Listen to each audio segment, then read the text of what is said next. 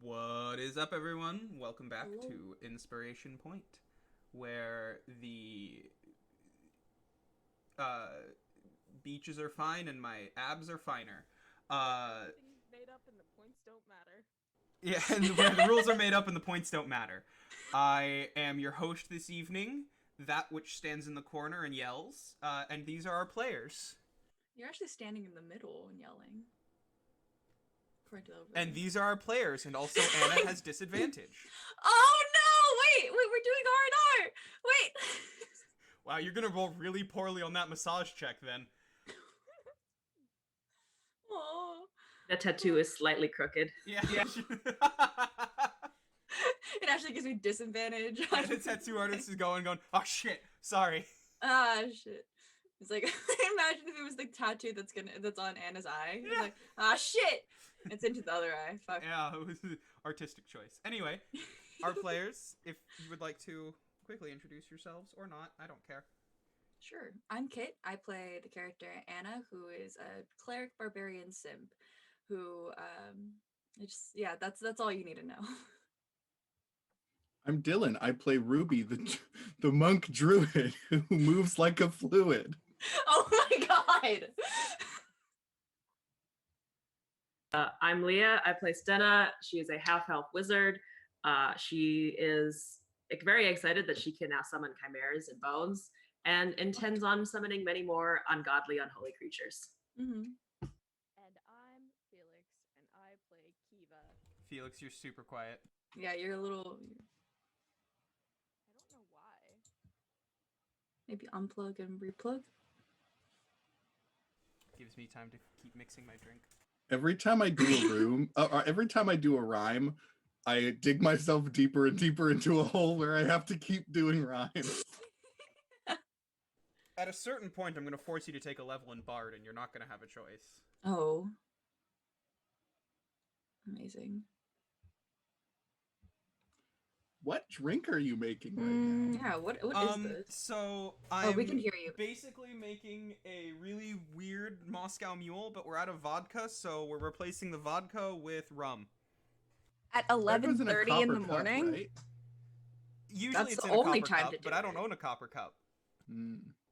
And Anyway, yes, I was just making it's, sure I was thinking of it's the right night one. somewhere, Felix. Okay. Well, anyways, with that, I I'm have to Felix. DM you all, so. I I play Kiva, who just really, really wants their sword at this point. Valid. We support your sword journey at this point. We want to be done.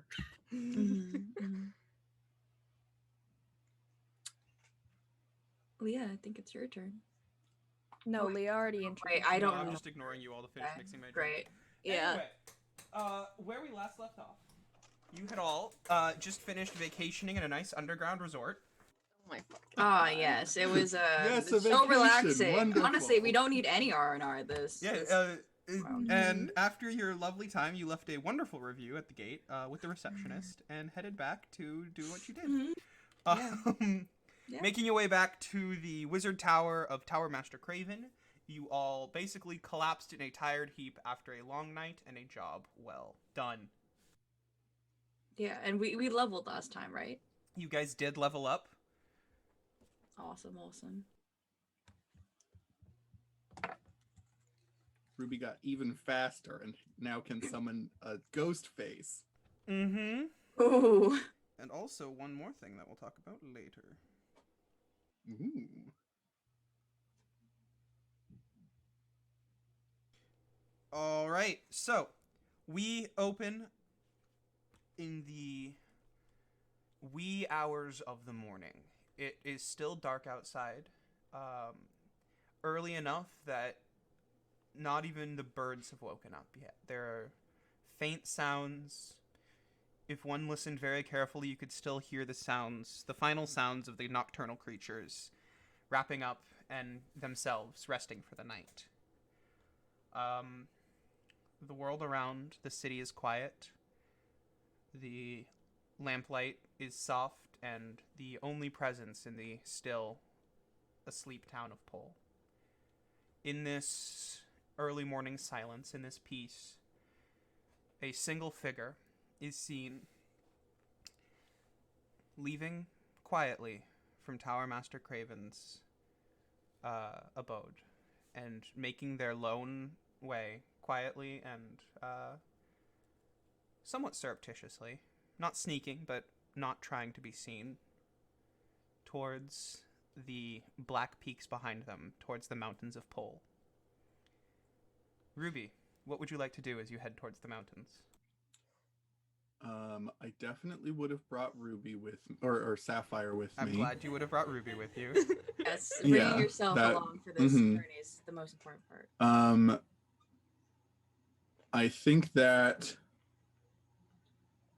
basically since the moment that we got to Tower Master Craven's tower, Ruby has been pretty much single-mindedly thinking about the what happens to them in the dream world now. What, like, that has never happened to them before. The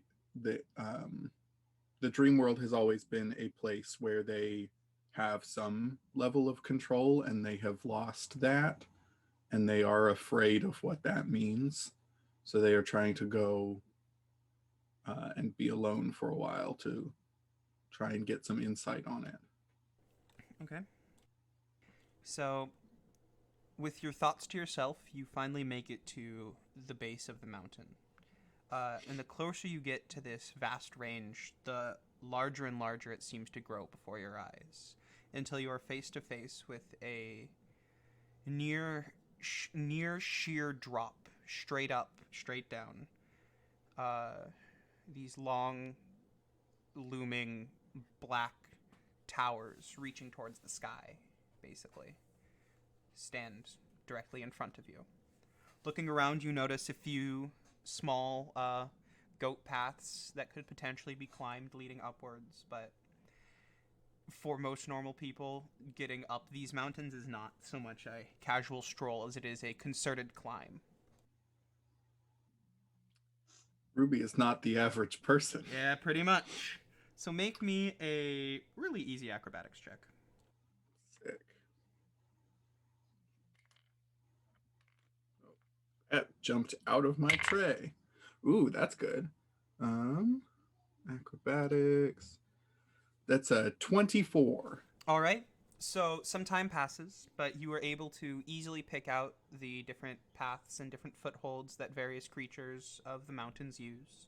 And eventually, as you make your way up, you find yourself at the peak of one of the lower inclines, one of the smaller mountains in this range.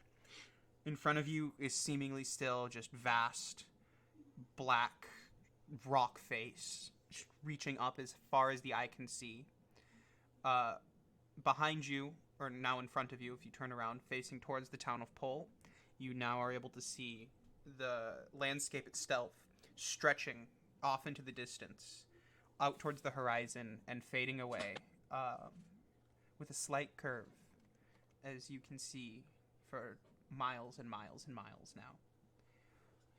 I imagine that Sapphire has been kind of taking different paths up and testing them to see if they're safe, and then if they do fall, they teleport back to me. Pretty much. They've been reporting back to you, helping you let you know.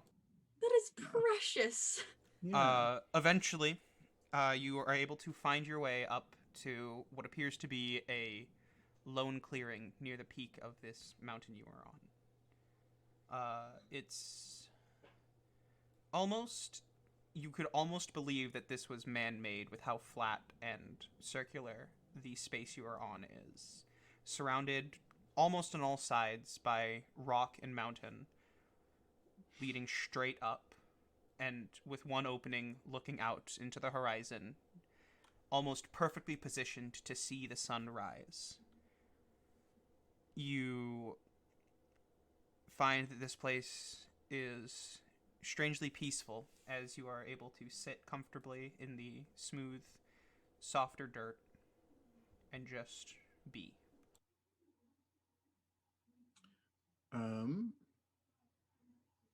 I would like to sit here and try and meditate and try and get into the dream world again. So, after some time, much longer than it usually takes you, you feel yourself separating from your body, and you begin to drift out and up towards the collective consciousness of that astral sea.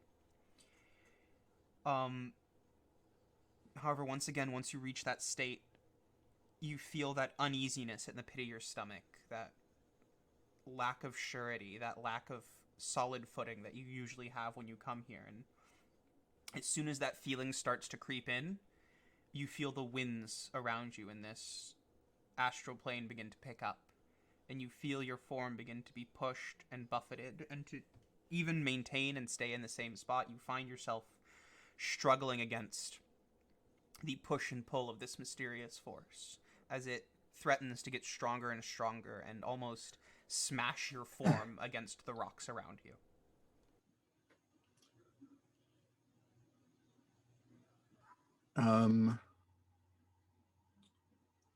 Ruby doesn't know what to do, but I think that their first instinct is to try and just let it happen.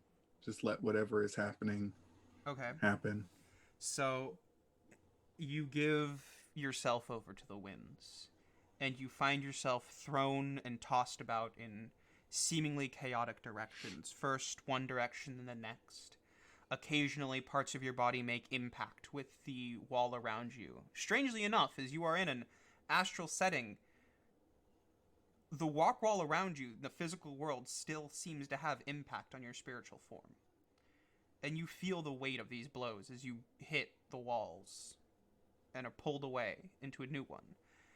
And for a little while, you feel your form just ping-ponging back and forth until a current that is stronger than any other catches you and shoots you straight up. Up and up and up. Hard enough that you can't tell when you're going to stop, but possibly hard enough that you can even pass the mountain range itself and go higher than it.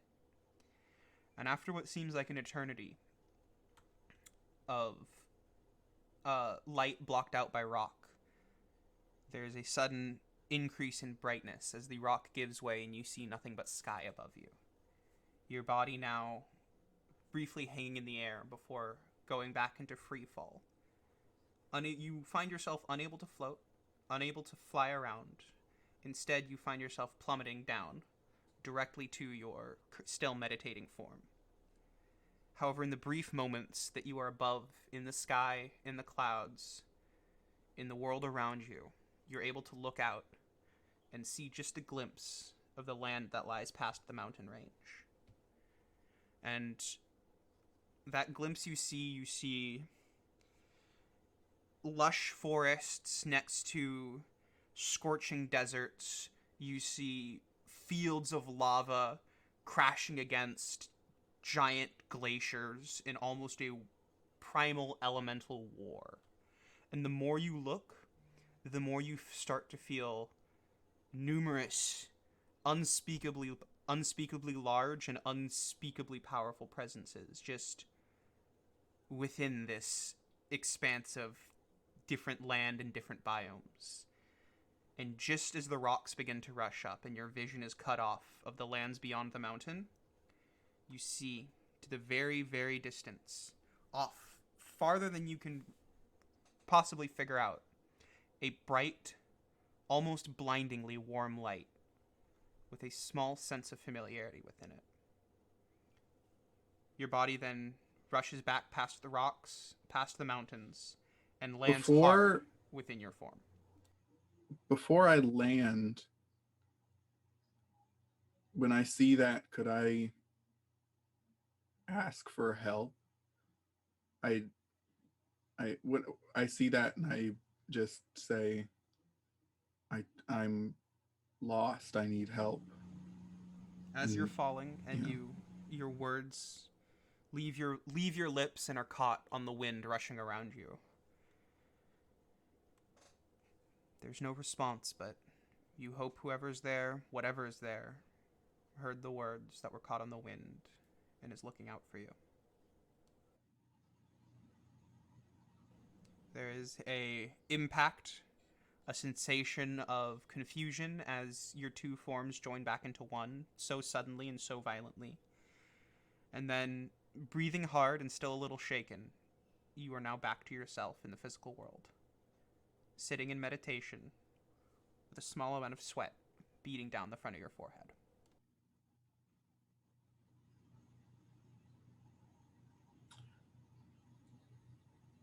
I think I'm going to try um, meditating the other way, trying to connect with nature Okay. and see how that goes. Okay. It comes about as easily, and you feel instantly you feel grounded. You start to feel, as you connect with the mountain around you, you start to feel stable, sure, strong, decisive, contemplative. But the longer you're here, the more your thoughts begin to slow down and your perception begins to broaden. And the more you start to yourself become part of the mountain, as you're starting to find the strength of nature is much larger and much more wild than most in your order had originally believed, had originally thought, as the focus had always been on dreams and the astral world, that no one had really paid much attention to the raw force that is nature itself. And While I'm here, can I try and reach out to that light that I saw in the you distance? can try. You start to spread your consciousness towards whatever is on the other side of this mountain. But you find you can't make it past the mountain range itself. There's something stopping you or your perception from really entering the other side. And whatever it is, you don't know yet, but it's something you can't yet overcome. After a time, you start to feel that your sense of self and the overwhelming presence of the mountain, if left together, will start to mingle to a place where you might not be able to separate yourself from the mountain. So you pull back and find once more yourself within yourself.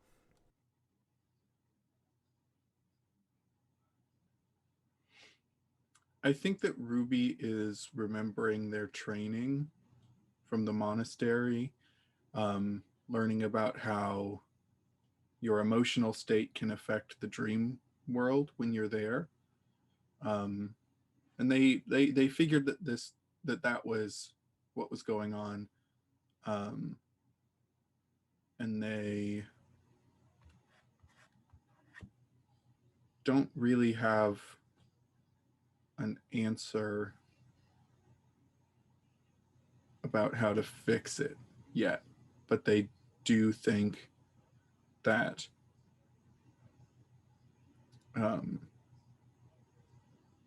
they have been feeling a lot of rage and a lot of anger in sort of as a way to try and avoid the sadness that they have been feeling, the sadness of all the people that they have lost in the last few days, honestly. Yeah. And I think that they're coming to the conclusion that they don't want to bring more pain into the world like that. You sit with that for a while and sit with those feelings, your own musings, your own mullings. And after some time, feeling a little more unstable, a little more nervous, and more unsure than before, but also more hopeful as you once again have at least some direction to work towards. You stand up and begin to make your way down the mountain. Back towards the tower. And inside, where you see your friends collapsed around the living space, fast asleep, resting from the adventures the day before. I have one more thing I would like to do. Yes. Ruby does not know if they can, but they would like to try and enter the dream world one last time and basically try and nudge everyone's dreams to be good. Like, go in there and try and nudge them to be good dreams. All right. So it takes you a little bit of concentration, but the area around you is familiar, and those around you are grounding, and you find that the dream space here is much more similar to the one that you're already used to. And with purpose, you find determination, and with determination, you find stability in the dream world. And that stability helps to guide your friends to whatever it be that pleases them. And you see that for some, the stress of nightmares, and for some, the stress of the day before has lessened, and their breathing begins to ease. Their bodies lose a little of the tension they hold in their sleep. And for now, it seems that you've helped your friends towards a good dream. And I think after that, Ruby just goes to sleep for real.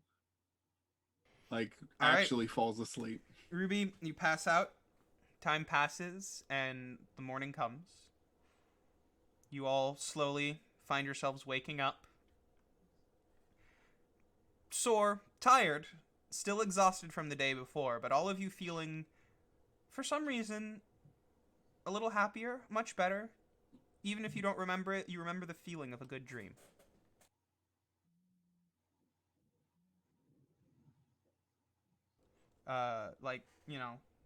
Anna, you probably wake up and you notice Stena, like, smiling and muttering something about large femur bones. The biggest Of damn course. bones you've ever seen. Yeah, And fucking... what she kept to remember were all the Hydra bones that she collected in the jail. perfectly preserved woolly mammoth. She's Holy like, "Ah, shit. yes, fuck yeah. I can She make doesn't fucking know what- chimeras now." Yeah, she doesn't know what a dinosaur is, but she's like imagining something in that like realm of size. She's like, I don't know what that thing was, but I want that skull. I want that T-Rex skull. Anyway, you are now awake, alert, and probably hungry for some breakfast. Yeah. The day is yours to do with what you will, and the direction is yours to decide with where you'll go next. Kind of like sleepily like opens her eyes and like sees her rhinoceros beetle that still doesn't have a name. We'll figure it out. She kind of she pats it on the head, is like, "Hey, were you just standing guard?" And it kind of just like wobbles. Yeah, the rhinoceros beetle wobbles a little bit, so it starts clicking, and it turns to you, and you notice it has, like, a small scrap of cloth in its mouth as it was bored and, like, started eating something Oh, from like your pack. You notice It one of probably your wasn't you notice one of your old important. shirts is mysteriously missing and the same color as the cloth in the rhinoceros beetle's mouth. and he's like, "We'll get you something to play with later." And just kind At of like, least, strokes his horn. at least it wasn't your rope, right? Facts. We would have squished bug if Facts. it was rope. No, we would just he'd be in the corner. Be in the Eva, corner. do you want to go and try and find your bird? Yeah, let's go find your bird. Your bird Yeah, was missing. I want to like reach out to Helios, like in my head, being Okay. like, "I'm Um. back." Okay, so I'm you back, reach bitch. out. You reach out, and you're like, "Hey, come back!" And the response you No, get no. I'm not asking him to come back. I'm just telling him I'm Oh. that we're back. out in the world again. Okay. Yeah. So you reach out and you'd be like, "Hey, Helios, I'm back." And the response you get is the sensation of something warm and like small in his mouth, squirming for a second. Then there's a snap as the shit. small fox he had just caught is killed. And then there's a sense of acknowledgement after the fox is killed, and then he just starts eating. Cool. All right. I love how fucking chill this bird is. It just gives no fucks. No fucks are given. Raven, can you get us into the level 3 even if we're not Oh level my 3? god. You really want more tats. I want to make my tats even sicker. All right. So Master Craven comes down the stairs. She's in a The first thing we say to this woman, she's like, she's just woken up, and yeah. she's like, She's "Oh, just good waking morning," up. and then it's like, Please take us Yet. to the store. Please take us to the store, you see mother. She's got like a cup of coffee, like a one of those nice like see-through bathrobes on, those fuzzy ones. what? That's not a. Like See? those like light pink Bathrobe. ones with like a nightshirt under it. She's not naked. She's It's got a like a nightgown. nightshirt under it, a nightgown. She has one of those Oh, like okay. soft light pink bathrobes that you can kind of see through. Okay. She's not walking around naked being like, "Hello, Anna." Clivey would have words. Only in Anna's dream. Only Anna looks excited. He's like, "Oh shit. Okay, there's clothes." That was Anna's dream. But she comes Yeah, downstairs, Anna's dream she's was like, all three of the hot moms. Yeah, she's Yeah. like, "Oh, good morning. Right. Yeah. I can put the request in today, but I don't know how long that's gonna be. It's weird that the people that save. Well, the but world like, aren't allowed could you level bring 3 us in as access. guests? I could bring one of you. oh! It'd be like this, like the parents carrying the kid. Not that we're your kids, Master Craven, but Yeah, it's the same. Please just shut up. Anyways, can we just have like food? Yeah, We of don't- course. Sure. And she claps her hands, and you see that these food trays begin to float around. And at first you think they're floating, but the more you stare, you see fading in and out, basically, is what looks to be this strange, almost human-like facsimile of just this really old dude in, like, tailcoats and, like, a nice... But it's, like, fading in and out of vision as this, like, weak, unseen servant begins going around and serving, Amazing. fruits and toast and some meats to everyone. Awesome. Anna is like, she's trying to be subtle. She's not subtle at all. But like, she's like she's like very, very clearly grabbing food from her plate and like slipping it under the table to her beetle. Alright, And just being um, like, shh, be quiet. And then he's probably making weird like sounds. Yeah. Like, Half I the just time, the remembered, beetle I'm tries supposed to have a stat block for Sapphire, aren't I? the beetle like has a bite of ham and then spits it out because it doesn't eat meat, and then looks at you incredulously, no, she's giving the beetle fruit. and like, you give it fruit. but and it probably eats like the a fruit. whole fucking apple or Yeah, something. it just like starts eating on the melon happily, leaving the Aw. ham on the floor sadly by itself. Okay. The ham Uh, doesn't. You all have a nice breakfast, and over breakfast, Tower Master Craven sits down, begins to have her coffee, talk with you all.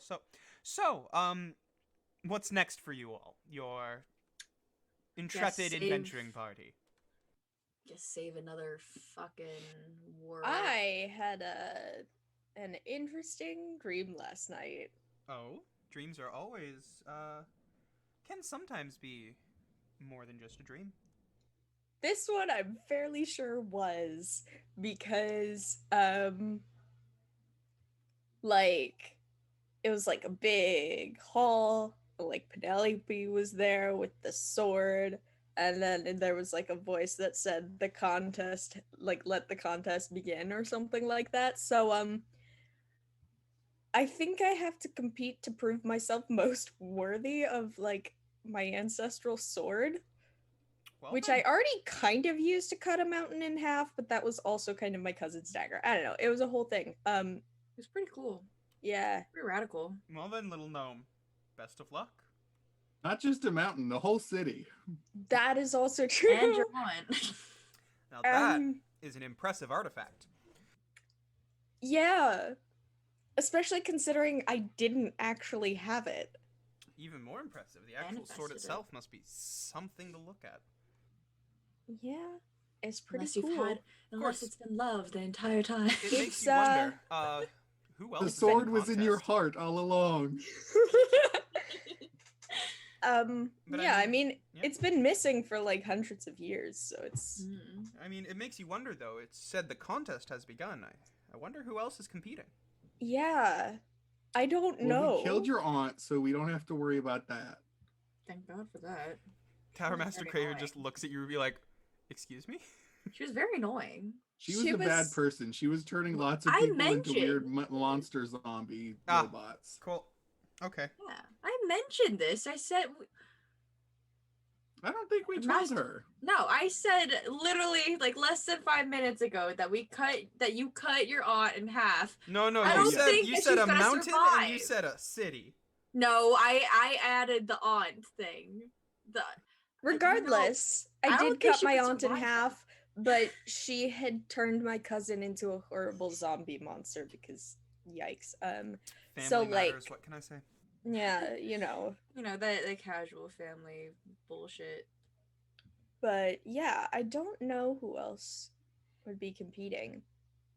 Actually, Will, do I know who else might be You have competing? no idea. I mean, like Okay. you can guess. It could potentially be anyone in your family, or Well- people who were in your family but aren't acknowledged by like whoever could be considered a legitimate heir might be in Right. the contest. Weren't those people that like Kiva fucked up the shop of like, or were they like distant They're relatives? another. Are they distant relatives? No, or they're a something? rival.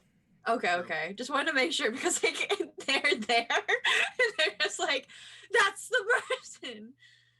Yes, that's the buff halfling man. Yeah, exactly. Okay, so Well, Tower Master Craven is now like eating a melon. Is like, I can't help you with that. Seems a little not my business and a little out of my depth. Yeah. But I can put a request for all of you to get level 3 access. I can bring one of you with me, but we can only bring one guest. Mm. At a time or per day? I we mean, stay here an extra week just at to, a like- time, but if you all want to go today and I like take one of you and then leave and then bring in, and I'm just gonna get a lot of weird looks. Okay. And if you want to And wait you're here an for, But we authority could get some figure. sick tattoos. and if you want to wait So I here, think or it's if you want to wait here for a few days, you can get your permission, and then you can all go together, and I won't get weird looks. It doesn't matter if you're an authority figure of the place. For you to get weird looks. I just don't understand. You, Anna, Mm. please. I just. I think we probably. To be totally honest, I think you're gonna get weird looks regardless. Yeah. You're a tower master. Yeah. Wow, you're all so convincing. Mm-hmm. Anyways, I We're- think we're we the should best. probably stay here for a couple days anyway, considering the ordeal we all just went through. Not to mention, we don't entirely know what happened to Remus, and so we should probably at least stay with them for Right. a, Oh for yes, a your bit. new friend Remus. What an interesting fellow. Mm-hmm. Mm-hmm. Yeah, where are they? We They- keep I on don't see forgetting. them. Oh, they're still sleeping in the, and she gestures back towards her lab. They went to sleep in there. They seem to have said they want to rest for a while. They seem to have been through quite a bit.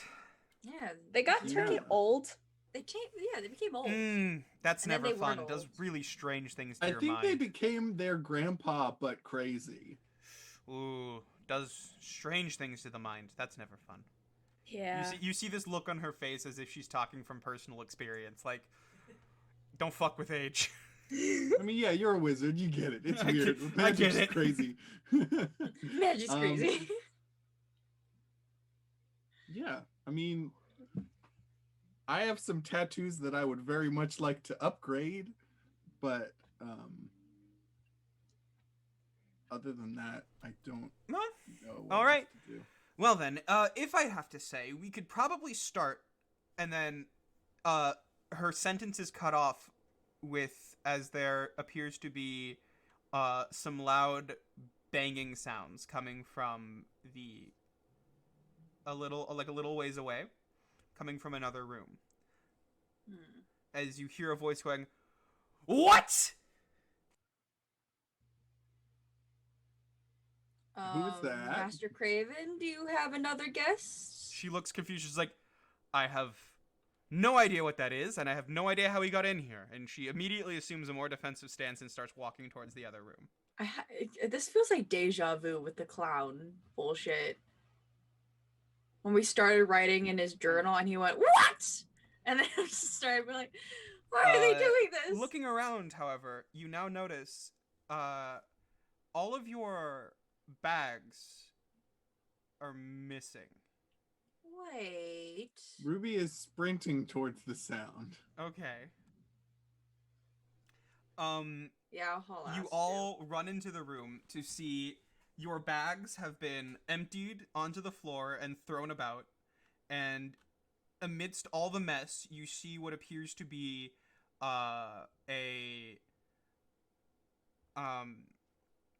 very small, furry-looking creature with big round glasses and a animalistic style face, much more like similar like a cat style nose leading down into a more normal mouth, pointed ears, a fur covered face.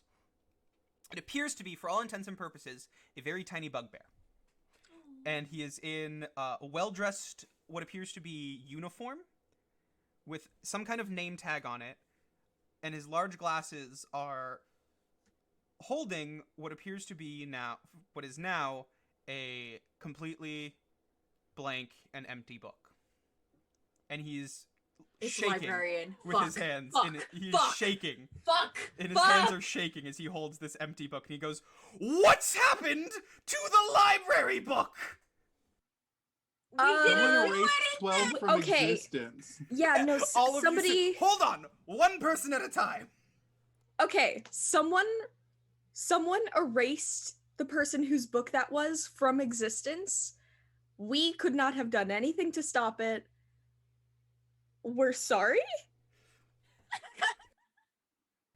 This tiny bugbear, Hukiva, is actually smaller than you. Oh my god. Like, More but the look in his eyes is just like, you slapped his mother. How dare you desecrate a book? And he's like, We didn't do anything! "Well, I guess that it's not your fault then. I won't have to impose any fees." And he looks at the book, and it's like you see a single tear go down his face as he looks down at the book, and he goes, "Oh, you poor thing." He starts like petting it and whispering to. He's like, "Oh, they must have. Oh, and they didn't even take care of the spine, and oh, the words are gone. Oh, this is the collection." What did we do with Gonzo? Did we just like leave him in the I think we just left him. the I depths? think you might have just left him. Ozzo's Okay. fucking Left dead. him. No, he's alive. No, we had to make sure he was alive so that the ritual thing wouldn't. Oh, yeah. He just Um, can't do anything anymore. Yeah. I mean, if you want, we know where the person who did this is, but frankly, I think you'd have a really hard time getting to him, and also He got in here.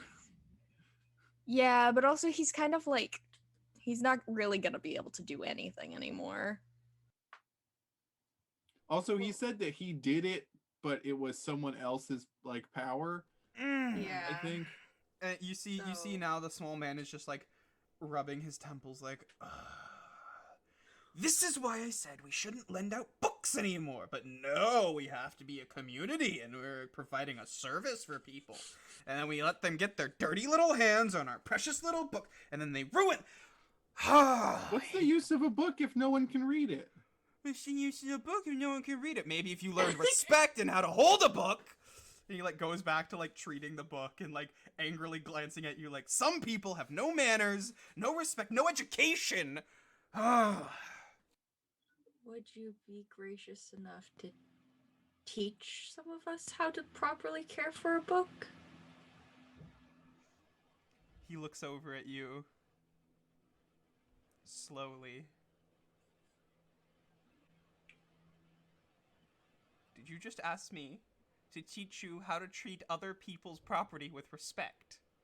Well, you have a specific Young way kids that you would these like. days with no basic decency. I'm no just saying, common you have a sense. specific way. And some of us are less privileged, so how would you get off your fucking high horse? All and you right, just- fine. Lesson number 1. Don't let the words leave the page. Well, If we you had wanna no check could out not have someone stopped else's that. book. Also, for the record, aside from the words being like gone, this book is in good condition because Kiva knows how to treat a fucking book, and they were the one holding it the whole time. Aside from the book being gone, the book's fine. Aside from the book being gone. He's like, fine. Well, this guy apparently doesn't give a shit about the words in it anyway. Doesn't care if anyone can read it, so what's the difference? "Oh, people can't appreciate life story. No one can appreciate anything anymore. Whatever. I'm a librarian. We have to lend out the books. It's fine. It's my job, I guess." Who pays you? I don't think you should be a librarian if you are so gung-ho about people not having books. I didn't want to be the librarian. I just wanted to have the books. But no, the librarian comes with the library, and you have to do your job. Stupid universal will fucking giving me a role to play and not letting me enjoy myself. I hate this causality. You could just make your own library. Yeah. But then where would I put all the books in the world? He's like Your talking to own you like library. he's talking to you like you're dumb now. Like, you have room for every book in existence? I didn't think so. You need a temporal space that constantly expands, and those are expensive nowadays. Do you know how much an ever-expanding space But the costs? library only the Inflation library didn't is have every crazy. book in existence. It just had a book for everyone's life. The rent Like I couldn't find itself. Algebra 101 in that Ash, library. did you look hard enough? Were you in the math section or were you in the people section? We were definitely looking. There was no other sections. There Were was you just the looking one for section. algebra? You weren't looking for algebra. I'm pretty sure you were looking for books about people, not algebra. If you want algebra, I have plenty of algebra books. I can give Frankly, you a To be I don't. clear, I don't wasn't think we looking were for actually books. looking for any books. And, This and book, you see now he's getting like more and more animated, and he just like starts pulling books out from his giant, like he has huge sleeves, and he's just pulling books out of them. Like, you want math books? I got math books. Got math books in every single fucking language. I can give you math books galore. And I don't give a shit about these books. We got copies of these books. If you just want to, You got such big sleeves. Why do you need the library? I can't fit the whole library in these sleeves. I can fit some fucking math books. You want some math books? I got some. Why are you math carrying books. around Algebra 101? Why don't you carry around math books? So clearly you were looking for math books, and you got someone's life book in the math book. would you like some tea? Tea would be lovely, thank you. Go get him some tea. I love this guy. He takes the tea. He sits down sipping. By the way, the entire time Tower Master Craven's just been here. Her mouth has just been hanging open like, That is 2 times today people have just walked into my tower without me being able to sense them, and then they just like... Well, it was yesterday. I guess within 24 hours. I'm just saying. You really argue with this woman about how many times, like when specifically people have broken into her tower? To I'm be just saying- fair, okay. I think the librarian has, some sort of special powers and roles with the I'm sure. books. But she turns to Ruby. She turns to Anna. Put yourself in my shoes. You are one of the 3 grand mages of this city. You have built a tower that is basically an extension of your own body because it is built brick by brick with your very own magic over years and years. And somehow, strange, funny coincidence, 2 people in the span of 24 hours are able to walk in, dance around in your personal abode, and do whatever the fuck they want in your house without you even knowing they were there. It's a little strange, don't you think? I think. Yeah, it's weird for sure. She just goes and she grabs herself some tea. She takes like a small flask out from a cabinet somewhere and pours it in her tea. Like, okay, we're gonna have a day today. So, who wants to go shopping? Yeah, I'm down. All right. Maybe we can get this guy some new fucking books. Books? Did you say books? I'm always looking for new books, but I have most of the books. But I thought you said you have every book. books are still being made. You have to collect multiple copies. You need new editions. If someone wants to check out more than one book from the library, you need more than one copy. You can't just say, oh, it's gone. We don't have a copy. We're a service. We got to provide a service. Sometimes you need multiple. Sometimes you need first editions. Sometimes we preserve it for people. I don't want a young person here fucking questioning everything I do. I'm doing my goddamn job. What'd you do? You gave me a blank book and asked me for math books. I don't want to fucking hear it. And he stomps off with his tea into a corner and just keeps drinking. finally calmed him down, Ruby, and you leave this I man love and this folks guy. alone. While Craven's complaining about people walking to her tower without, with not asking and without her knowing, Senna just like taps her on the shoulder and is like, "Is this what I have to look forward to?" Pretty much. This is why, young wizard, when they tell you, be a tower master, great benefits, you get your own home, you don't even have to pay for it, build it with your own hands, super fulfilling work, people will respect you. It's a lie. Don't do it. Just be on your own. Be your own independent wizard. Oh, okay.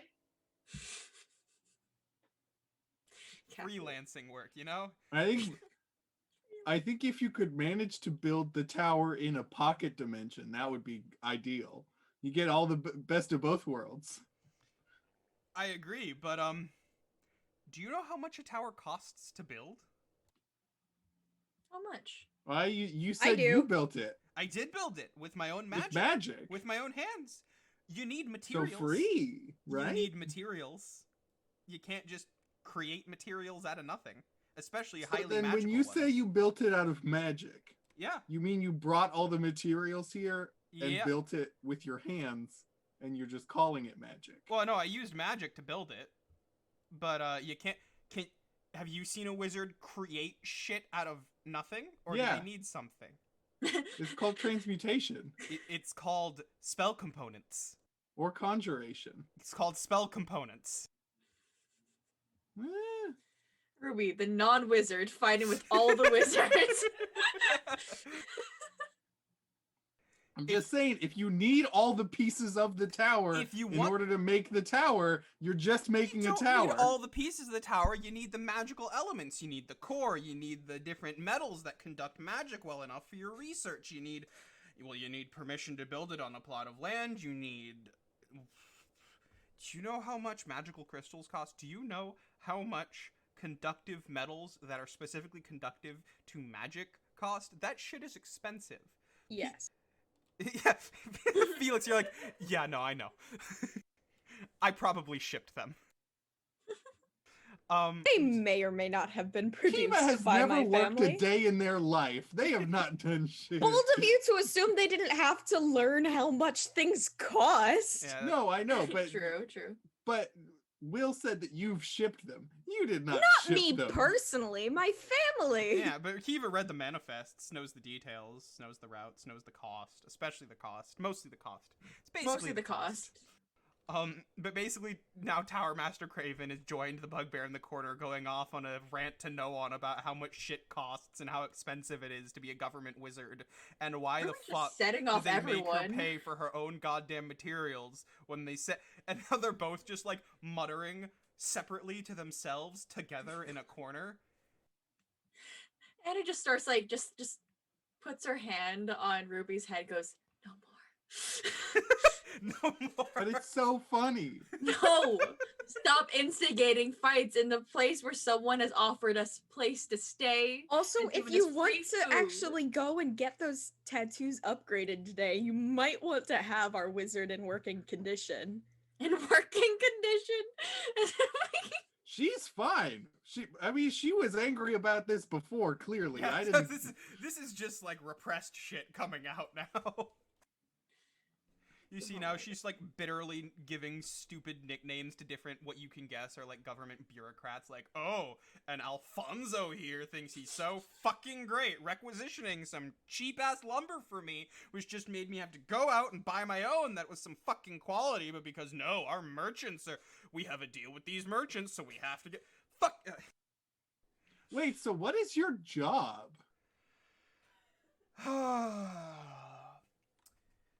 We maintain the barrier around the entirety of the town. It requires 3 wizards to have constant focus and maintain at all times for a barrier of this strength. We also take care of the various magical goings-on, provide defense, communication, report back to the college.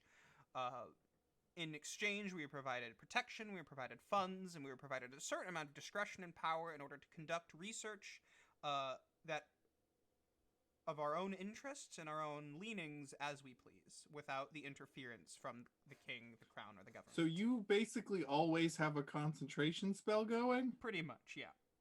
Well, that That's weird. sucks. Yeah, it's like a constant headache, but you get used to it after a while.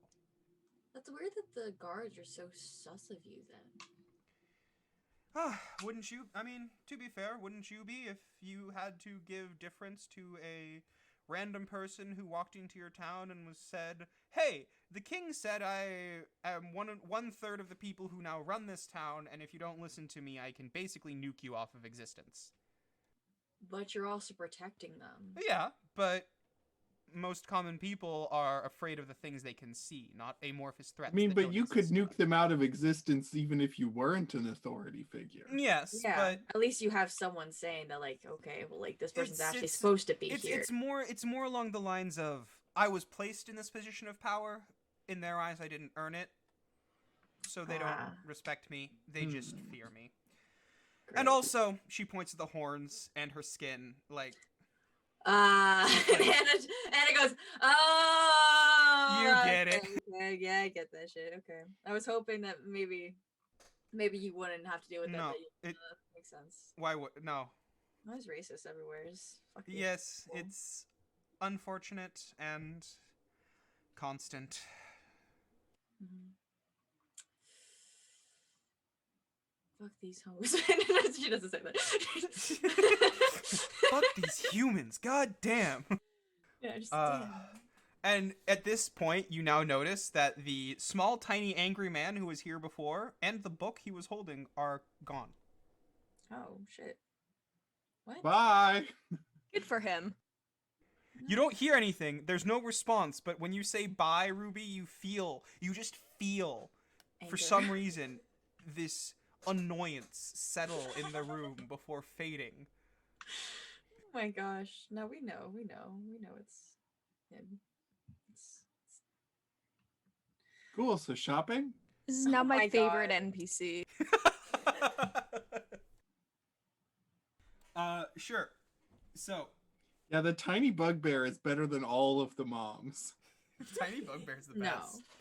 I made you a all- rat in my campaign named Vinny because one of my players got the animal messenger spell, and so whenever they cast it now, it's a rat named Vinny who grows hairy wings I to love deliver that. messages.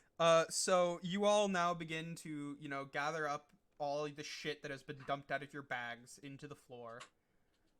You begin to put it in your bags. Ruby, you find there's no room to put anything that was originally in your bag, because for some reason your bags have been filled to the brim with basic math books. Cool. Awesome. Can we sell them? Sure, they're fucking cheap as shit. Ah, shit.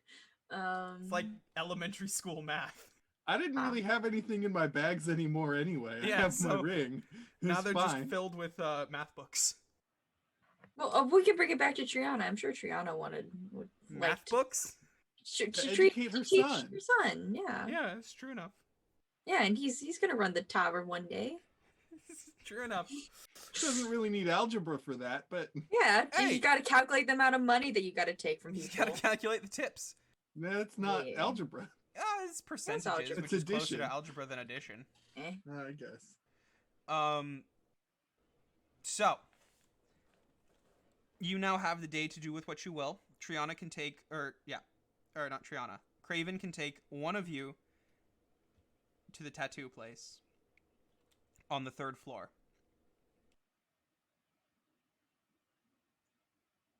I have an.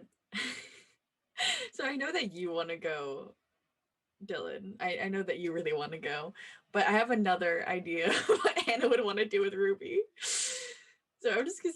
So Anna's just kind of like. Okay, what do you want to do? Anna is like. So. And she kind of like leans forward, like walks on her feet, and just like. you promised when you got here that we were gonna go see the rope place, and you never went to actually go to the rope place. So like, I feel like we should go to the rope place where the infinite rope, and then like I feel like it's really rude that you have just been like kind of sidetracking that and kind of just been like putting it on the back burner when like you keep on saying that you're going We to take can me. go So like, get rope. okay. I just feel like it was really upsetting. I've got this But dagger again, tattoo that I need to You upgrade. can't pick it up because it's infinite rope. You know, it's gonna be useless, but I want it. Wait, can I Sure, cut we it can though? go to the little. We can Is go. it kind of like an infinite like tape dispenser, and I cut it into like if I cut it, then like Honestly, I don't know. This one at this place is probably not a true infinite rope, so we'll see. okay, let's go, let's go. Okay. And Kiva, you're gonna go and get your dagger tattoo. Okay. So, Kiva heads to the tattoo parlor. You both head towards the tourist section of Pole, basically. Mhm. Towards that we're gonna say Gettywix's Magic and Miscellanea House of Wonder and Emporium of Mystery. And it's like vibrating. She's like vibrating out of her clothes. And you know, as you get there, you see, you know, various like neon signs of different colors flashing, like on sale now. Try and get Gallywix's famous infinite rope, never ending for your. She vibrates for your more. purposes. You know, and then there's a giant pink sign that's in a heart that's like love potions guaranteed. Make your dream girl fall for you.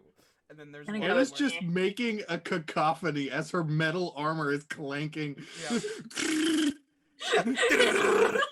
And then, you know, there's different ones where it's like, get rich in 30 days with our brand new home philosopher's stone and stuff like, it's like stupid bullshit like that. And it's like, see, we could Okay. use that to make up the I'm money that we spent on the rope. I'm gonna bring Anna to the rope. All right, you see, you bring it over and you see basically, Ruby, as you look at it, it looks basically like this normal dirty ass, like, dock rope that you'd find tied to a boat, coiled up. It's surrounded by a bunch of people, and then there's a tiny gnome standing on a table addressing everyone next to the rope. You best assume that this is Gellywix, who owns the store. And he's like, come one, come all, ladies and gentlemen, try and lift Gellywix's famous infinite rope. Here, if you can lift it up, you win the prize. You take home the rope. Think of the possibilities, what you can do with a rope that never ends. How much you could tie up, how much you could tie together, how much you could find and trace and get secure as you need it. There's no better security system, there's no better insurance for your life than infinite rope. Step up with only 50 silver a try. And you see people in line, like, handing him a stupid amount of fucking money. These are clearly rich tourists. Like, they're handing him half a gold to try and lift up the infinite rope. None of them are succeeding. They're all, like, giving a try, like, showing, straining, and then they fail, and people are, like, clapping, and you hear, like, just one more second I would have had it, or I felt it budging, it was almost there, like, you know, like... So is it that they're pulling infinitely, or is it No, they're like trying that... to lift up the infinite rope, and they can't lift it off of the table that it's sitting on. Let me check my strength modifier. Just real quick. I really want there to also be endless rope, and it's just a continuous circle of Yeah. rope. It's not that big. It just doesn't have Just an end. rope in a circle, yeah. Beautiful, beautiful. So, Stenna, are you there to see this with Ruby and Anna as well?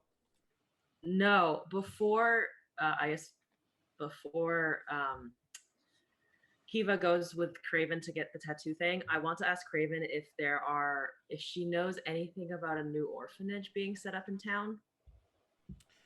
She thinks for a little bit and goes, now that you mention it, there is one that was set up about 2.5 years ago. And she shows you on the map and she circles. It's in the more residential district. It's called,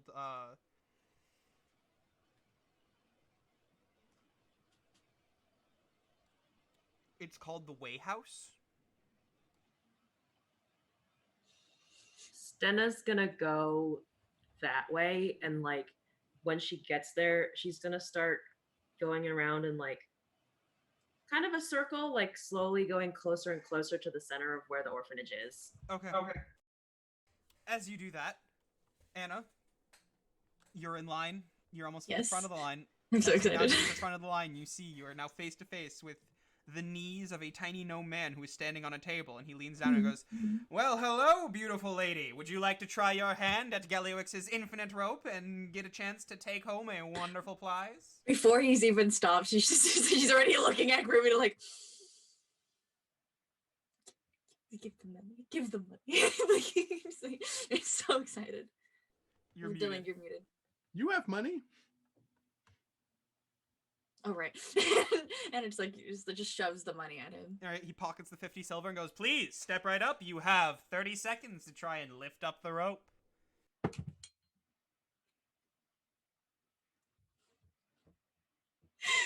Does a nat 20 do anything? All right, so you struggle and you try and you pull on this rope. You feel your muscles straining. Ruby, you see Anna. There's like literally a vein begins sticking out of her forehead. She is straining with such unnatural strength to get this rope. And you keep pulling, and this rope is not moving anywhere. I have a +2 to my strength modifier. And you keep pulling and pulling and pulling, and eventually there is a as the tabletop comes away from the legs itself, and you are now holding in the air for a brief second the rope still attached to the table before the weight becomes too much, and boom, the rope and the table slam to the ground. Oh, I thought Wait, that did it was they just going to be. stick the rope? I thought that it was just going to be normal rope that was glued to the table. I think it is. I think it's glued or like spelled there. And you see Gallywix now, he's just like sitting there like, "Nice try, young lady. You almost had it. Just a little bit more and it would have come off the table. Better Are luck all the next tourists time." like fucking going insane? Yeah, he's like, "Better luck next time. We're closed for the day." And he just runs off to the back room. Give me my rope! Anna's like, give me my rope. She doesn't need the money back. She just wants her rope. When Wait, Anna Felix, lifts you're it up muted. and he says, "Better luck next time," can I basically yell riot and try and It's get the not a crowd to riot! go and just fuck Yeah, this guy you up? start- he runs off to the back room, and as soon as you yell riot, you see what appears to be like this like really fat dude dressed in like, you know, nice clothing. He's clearly a tourist from somewhere. Be like, "You know what? Yeah, I should have been able to lift that." And he just like grabs a random love potion off the shelves and just starts chucking them at people and chucking them at walls, and they just start shattering. And you just smell like this overpowering smell of really shitty perfume mixed with like hallucinogens or something. Oh my god! Fucking shroom juice. Shroom juice. Shroom cologne. Is there any infinite rope out that would be on display, or like something? Like There's that? plenty. Anna just takes one. She's like, You "I can't want lift this." Should I roll another?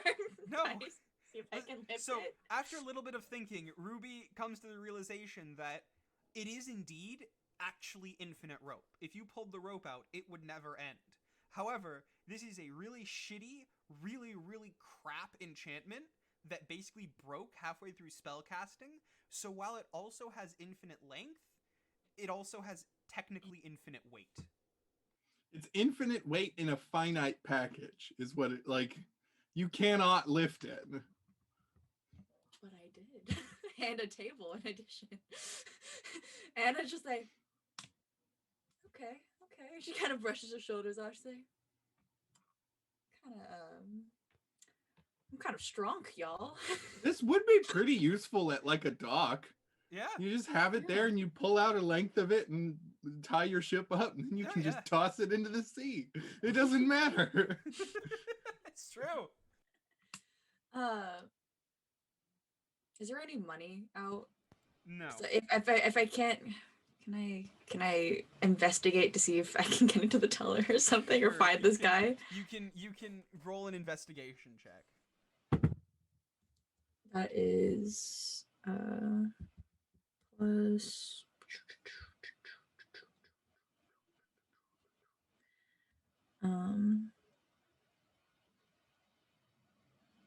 My D&D Beyond closed, so I'm waiting for it to reload. D&D Beyond with D&D. That's a 17.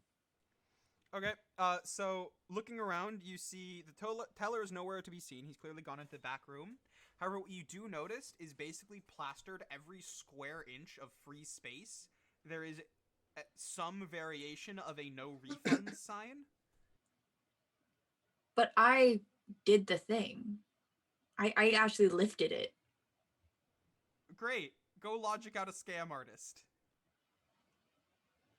Ah! I'm sure if you go ask him, he will say that that rope is yours.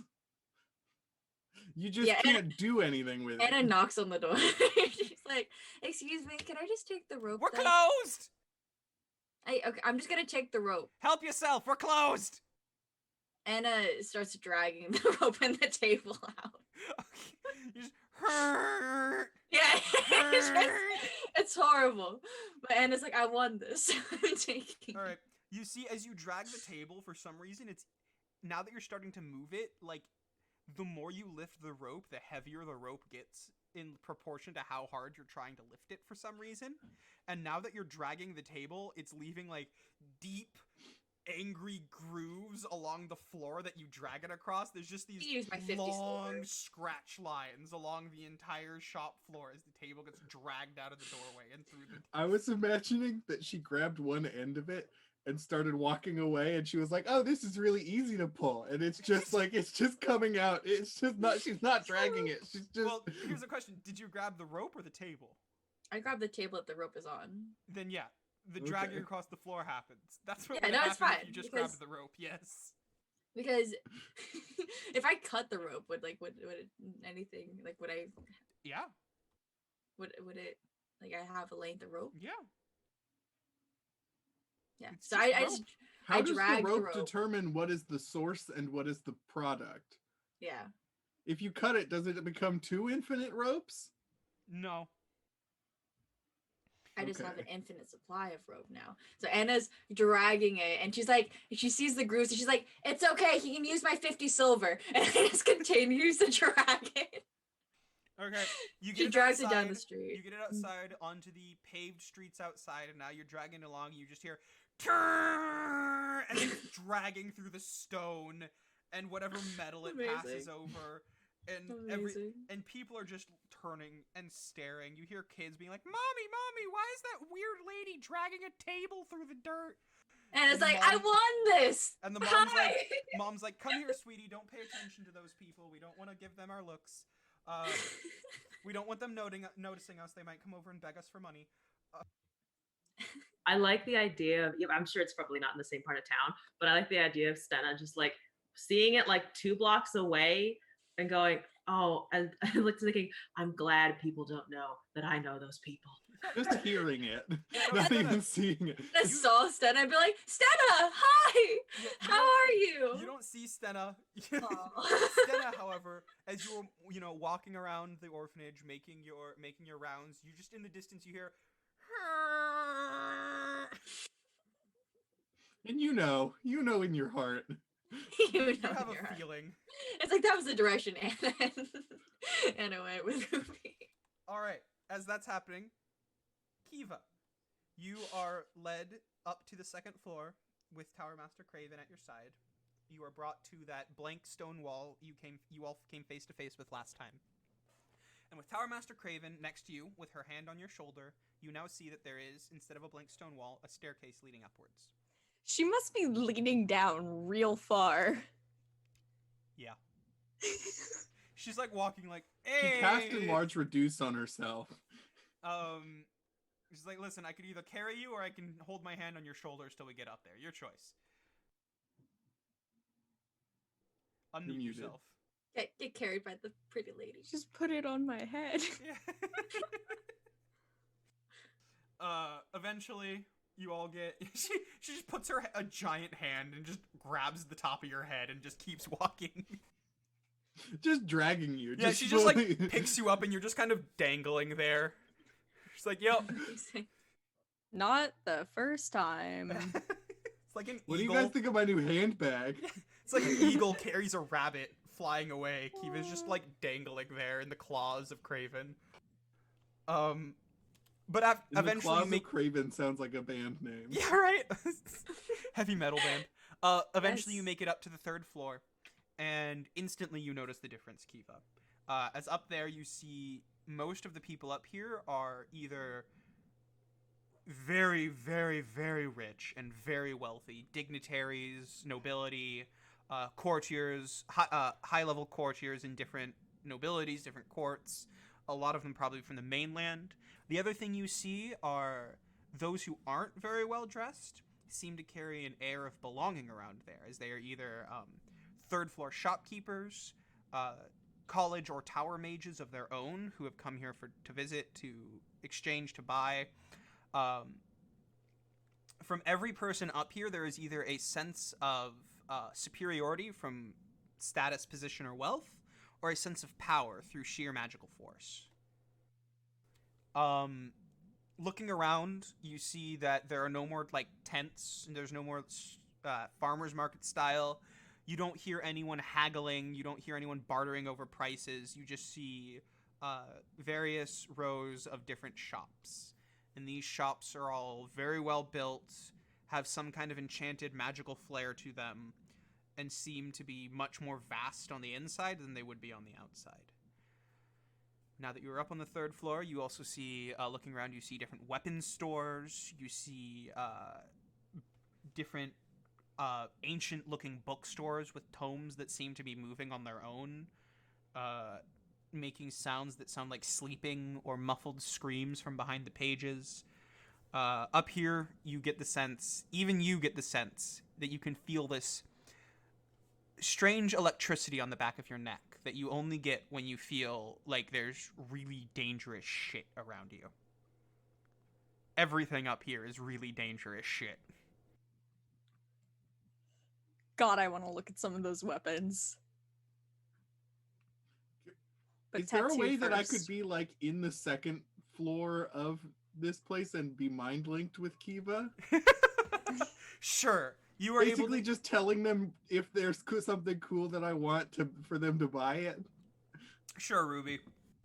I will let you see as Kiva sees. Yay! Cool. So in the background, though, Kiva just hears. It's just so like it. distance away. Yeah, Kiva, just- you hear coming through your mind link just... No, I think I told Anna to go put the rope at the tower and then I left. I just went to the 2nd floor. Oh. Anna's in the mind link and is like, hey, Kiva, I got the rope. Great. Good job. Anyway, Kiva, would you like to make your way to somewhere else or to do the tattoo place? I want to look at the weapons. The weapons. Okay, you make your way Yes. to the weapons store. I have a feeling that Craven should not have let me go without supervision. Oh, Craven's here. She just doesn't much care. She's like, okay, you do your thing. I'll meet you. We'll meet at the fountain when we're done. If you get lost, just meet there. I'm gonna go, and she just points to like this what looks to be like some kind of tavern, and just Oh walks my towards goodness. Yes, okay.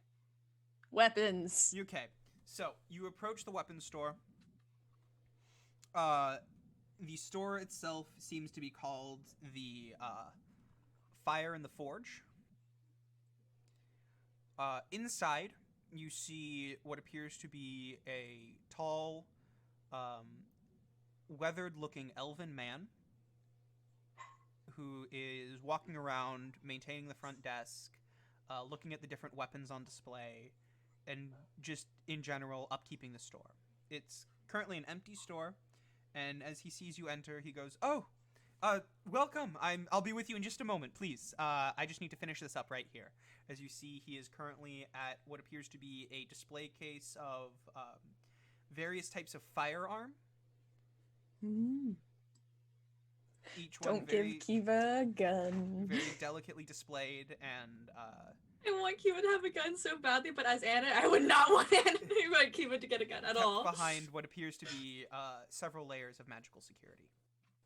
After that, he makes his way back to the behind the counter and goes, "Please, how can I help you?" I'd like to look at your selection of daggers and rapiers. Oh, why, of course. Quarterstaffs. Is there... Oh, and also any quarterstaffs that you might have. Okay. Is there any particular effect you had in mind, or did you just want to look around? I'm just looking to browse, you know. Okay, well, then let me see what I can show you. And he reaches behind the desk and pulls out what appears to be a large... puts it on the desk, and it appears to be a large, heavy catalog. Opens it up, flips the pages. All right, daggers, daggers, daggers, daggers, daggers. And he opens up to the page of daggers, and you see inventory counts. You see various different items. The first page is filled with various, basic enchanted daggers, dagger +1, dagger +2, all that stuff. You see on the next page, it starts to list certain elemental effects. You see daggers that can do fire, daggers that can trigger ice. Specifically, you see currently in stock is a dagger of fire, a dagger of ice, and something called a keen dagger. What's that? So the keen dagger is something that is basically enchanted to be sharper than sharp. You can hold it upside down, drop a piece of paper on it, and the paper will cut itself in half cleanly and smoothly. How much is that? That's so cool. The keen dagger is, he looks at the pages. It's currently listed at about 2,000 gold pieces. Ooh, that's nothing. We got That's 50,000. nothing. That's like the size. Yes.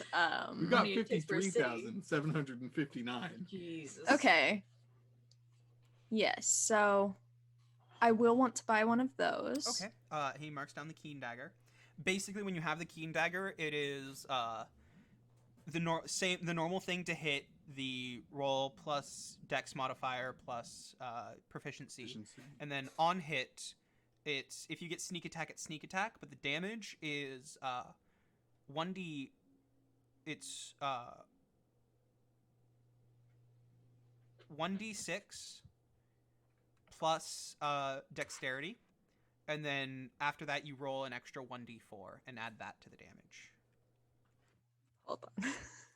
So the damage of the dagger is 1d6 plus dex when you hit. So it's already better than a normal dagger. Yes. Most daggers Normal are dagger D4. is a D4, yeah. Yeah.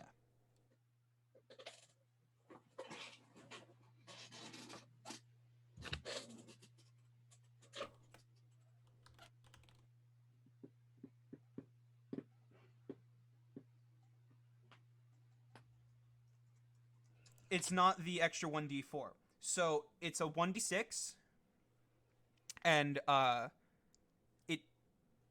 damage is 1d6 plus dex. Let me know when you have that. Okay. And then it doesn't have extra damage. It crits on a 19 or a 20 instead of just a 20. Ooh.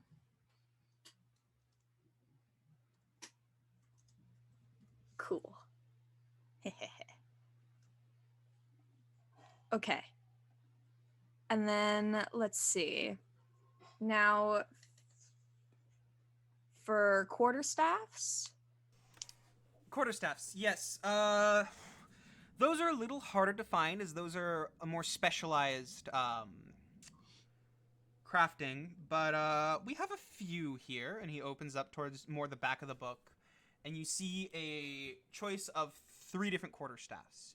You see one has a potential scrying enchantment on it, basically the same as what you have, Ruby, but weaker.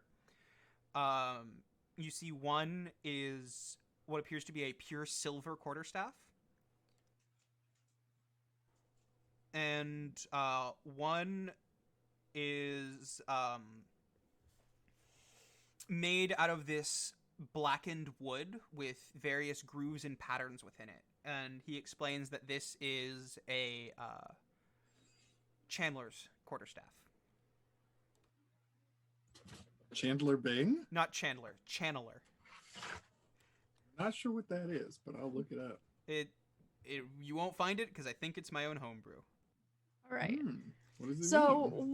what does that So mean? the Channeler's Staff is much more useful for those who already have some modicum of elemental power, especially some kind of elemental control.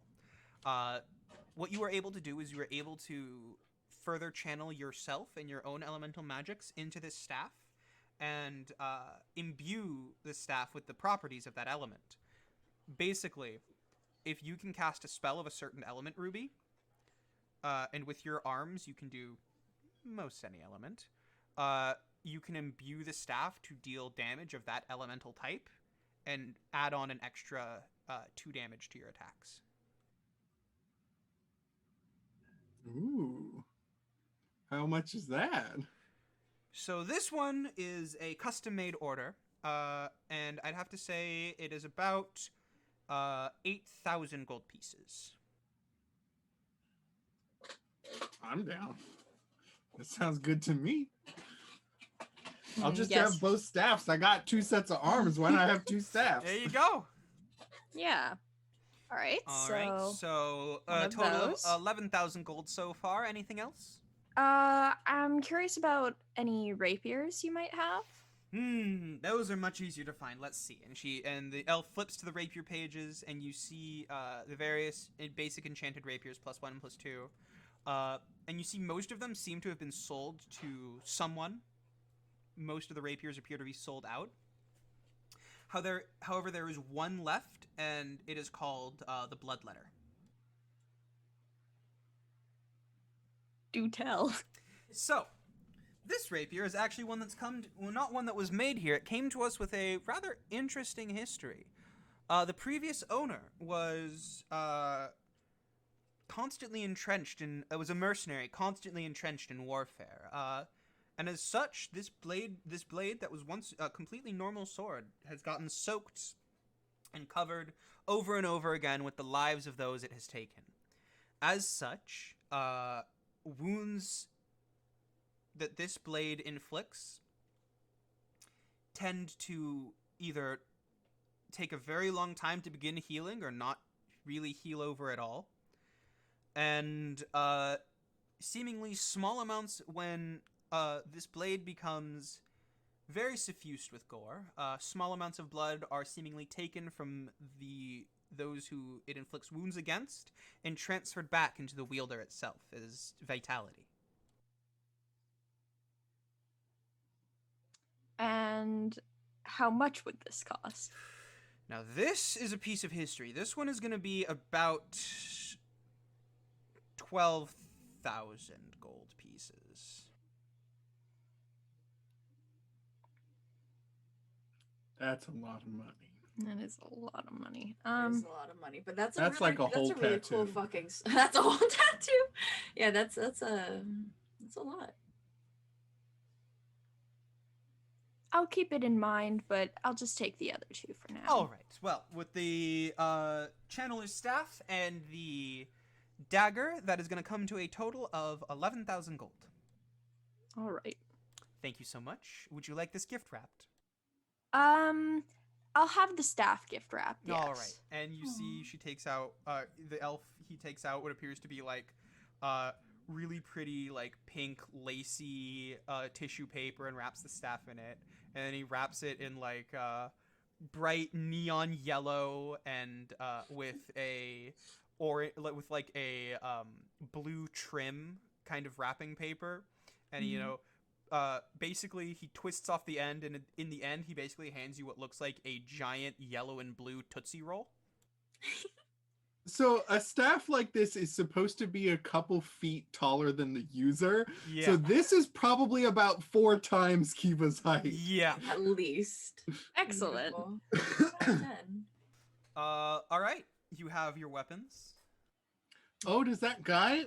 Can I go get that anti-venom from the guy? Oh wait, are we? Can we all go then? Or we have to wait a day? No. You guys are in the second floor. That was Yeah. where we did that. Okay. Oh, I gave that plant guy the quill, and he said he was going to give us Right. Yeah. it in a couple you can- days. you can go see him. Yeah. Cool. So basically, you go in. He has it ready. 50 gold pieces for the labor and services rendered. mhm. I think we already paid Unless you him. already paid. Yeah. All right. So I think yeah, we did. the total comes out to 50 gold, which you already paid. So he hands you Cool.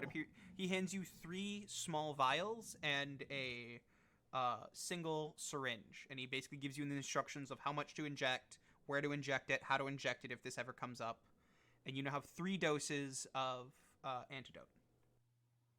Is that just specifically for this poison? It is for that poison or most non-magical venoms that are weaker. So most other Okay, venoms. cool. Mhm, Oh yeah, okay. venoms, not poisons. Yeah. Anna is back from Master Craven's. There's like definitely a deep like trench, like on like two trenches like parallel, just like going all the way from that store all the way to Yep. Master Craven's. But like, it's there, and Anna's gonna meets up with Ruby. And is there anything like a jewelry place that like maybe would have like difference, could give more stats or something? Like Not on the second floor. Kiva's getting their tattoo. All right, Okay. Kiva, at the tattoo parlor, the man sees you and goes, "Ah, welcome to the 3rd floor." So he points to the back of his own ear. You ready to upgrade that tattoo? Absolutely. All right. Well, just so happens I have something a little interesting in mind for you. And he opens up the page and he shows you that same dagger tattoo he gave you. Mhm. And he goes, "Now this is going to be a little expensive. Cost about 10,000 gold. However," and he points out, and you see that same dagger tattoo. However, one thing has changed, and it's that there is a single serpent coiling around the blade of the dagger, and the head is up at the hilt. And he goes, "Now this little baby, you press your fingers to it, and then you can, once activated, rub your hand along the blade, and for about the length of a battle's time, you can coat your blade in a relatively potent poison." Bruh. Ooh, okay. So basically, it recharges after a long rest, but pretty much for the duration of a battle, you can coat your weapons to force those hit to make a Constitution saving throw or be poisoned. Oh my god, yes. Cool. That's fucking crazy. Mm. Poison's bad. The poison condition? That's bad. It's not like as severe as the poisoned poison condition. It's like Okay. it's damage and it hurts if they fail, but it's not like they're completely fucked. Mm. And I'm pretty sure poison condition is basically a level of exhaustion. Like it well, does if they- bad shit. I think if they fail multiple times, it can be. Let's see. It's much more they need to pass a Constitution saving throw as well, and with the level of poison that it is, it's like a DC 12 that they have to Yeah. pass. A poisoned creature has disadvantage on attack rolls and ability checks. Mm-hmm. All of dang. them. Dang. Yeah, it's pretty fuck. Anna's gonna be like messaging Kiva through the mind link.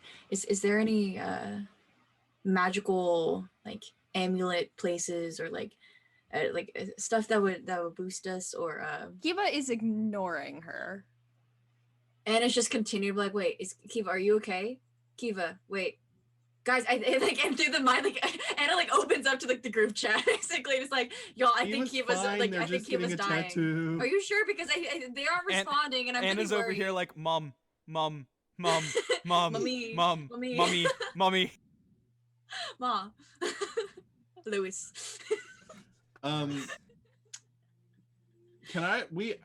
I bought the fox armor when we had first level access. Can I go upgrade it?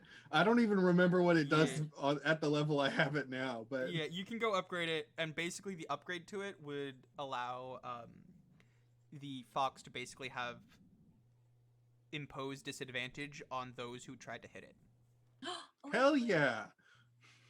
What is the AC of my beetle? Your beetle's AC is 17. in natural armor because it's a beetle. A Holy giant shit. fuck off beetle. Did you ever make a stat block for Sapphire? For 'Cause I Sapphire, never I'm got it. still perfecting it, Okay. but I have one. Cool. Mm-hmm. Okay, 17. Really low constitution. For the beetle or No, for Sapphire? Okay. Cannot get drunk. No. Anna's gonna wander into the tattoo parlor as well and be like, "Hey, do you have anything that increases hit?" So just to be sure, so far a total of 21,000 gold has been spent. Spicy. 21,000. Okay. Because there's That's it. 10,000 for the tattoo and 11,000 for the 2 weapons. Yes. Yes. Is there any anything that would essentially? Is there anything that would like increase my hit DC for spells specifically? So increases your spell attack DC. Yeah, like able. What stat is your spell attack based off of? Let me remember. Or actually, let me reference D&D Beyond, which is reloading again. We've still got 30,000, so we're good. Okay. Will really was like, my players have too much money. Time to make a mall. More like Fine by me. my players have a lot of money. Time to show them how expensive magical items are. Wisdom for most of them, or some of them is Yep, charisma. So like, you would want. So you're a cleric, so it would be wisdom. okay.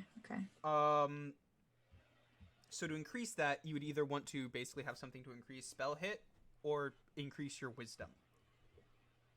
Yeah. Neither of which you're gonna find on the second floor. Can I? Well, and it's gonna be like, is it on the 3rd floor? Maybe. You would find most trinkets that can boost your base self and your base stats to be up on the 3rd floor. Yeah. Fuck. Because if applied correctly, they allow you to boost your stats beyond the human limit, which is not something you want to give general people access to. Well, I'm not human, so I think I should get access General to it. people, The nothing mortal about limit. humans. Fuck. I was like, loophole. Don't try and legalese me.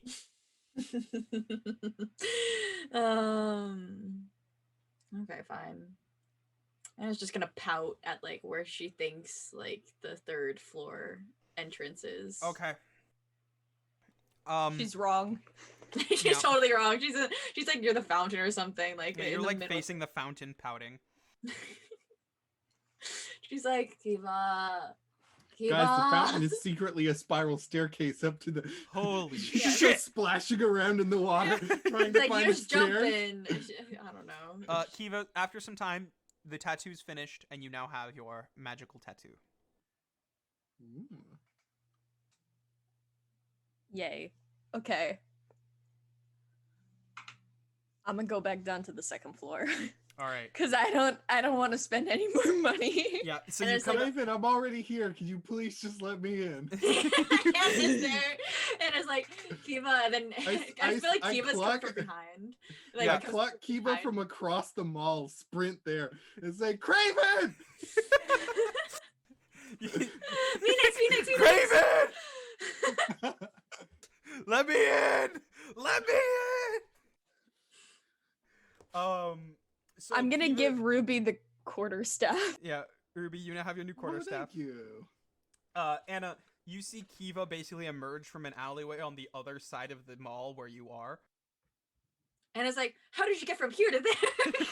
Oh my You really God. thought it was that. Y'all are shopping. A couple hours later, you notice Craven emerge from somewhere. She's tipsy as fuck. Like, she's been drinking.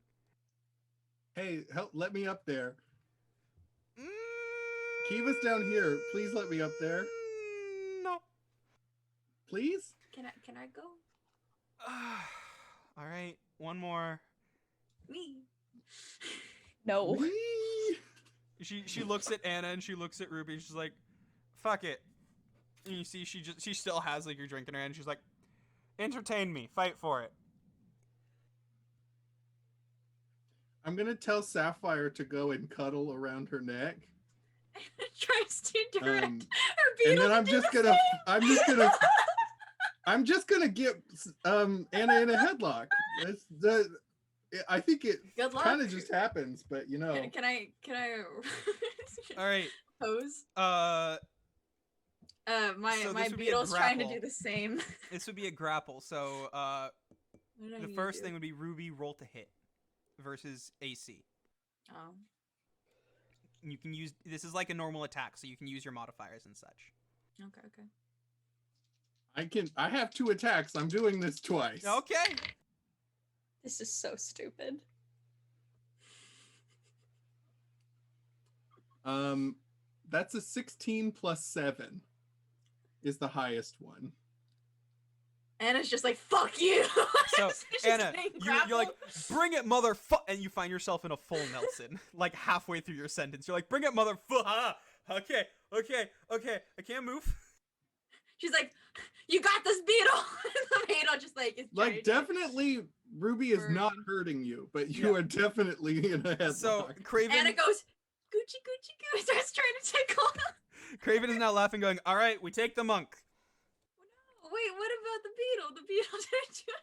He just turns around and starts walking back towards the alleyway. Come on, monk. Cool. Anna's I'm gonna go up there. All right, I'm you- gonna- scuffing her I'm foot. gonna show Anna my cool tattoo. It's like, oh You are shit. already Pretty brought cool. Now it's got a upstairs. snake on it. You're Yeah, brought up to the snake. 3rd floor, Ruby, and the second you do, you see Craven turn on a heel and head right back towards the bar. And as soon as she gets to Yeah. the front door, she's just like, "Hey!" And everyone in the bar is like, "Hey!" Anna's like, wait, could I have gone with you again? Back to one at a time. Cool. I'm Moving gonna on, go over to 1 the second. tattoo place. Stenna, you are circling and circling the orphanage. After a while, you see it doesn't appear to have patrols on the outside. Within the, it looks, for all intents and purposes, like a older, larger building, similar to like a retirement home or a hotel or a manor home of some kind. Many rooms. It's behind what appears to be some kind of iron fence. Just past the iron fence is a green grass yard that is surrounding the whole house. Various children are running around playing in the yard. You see various, what appears to be officials, keepers of the orphanage, walking around, patrolling, making sure the kids aren't running away or no one's coming in and taking the kids. It all looks very much the same to the orphanage you grew up in. And you said it was residential. Is there like a bench or a place where I could like inconspicuously sit and like pretend to do something? Yeah, you find a nearby bench that you can look at the direct entrance to the orphanage, and you sit and you pull out a book and you begin to look like you're reading, and you observe. And while you're sitting and observing, I would like you to roll me a perception check.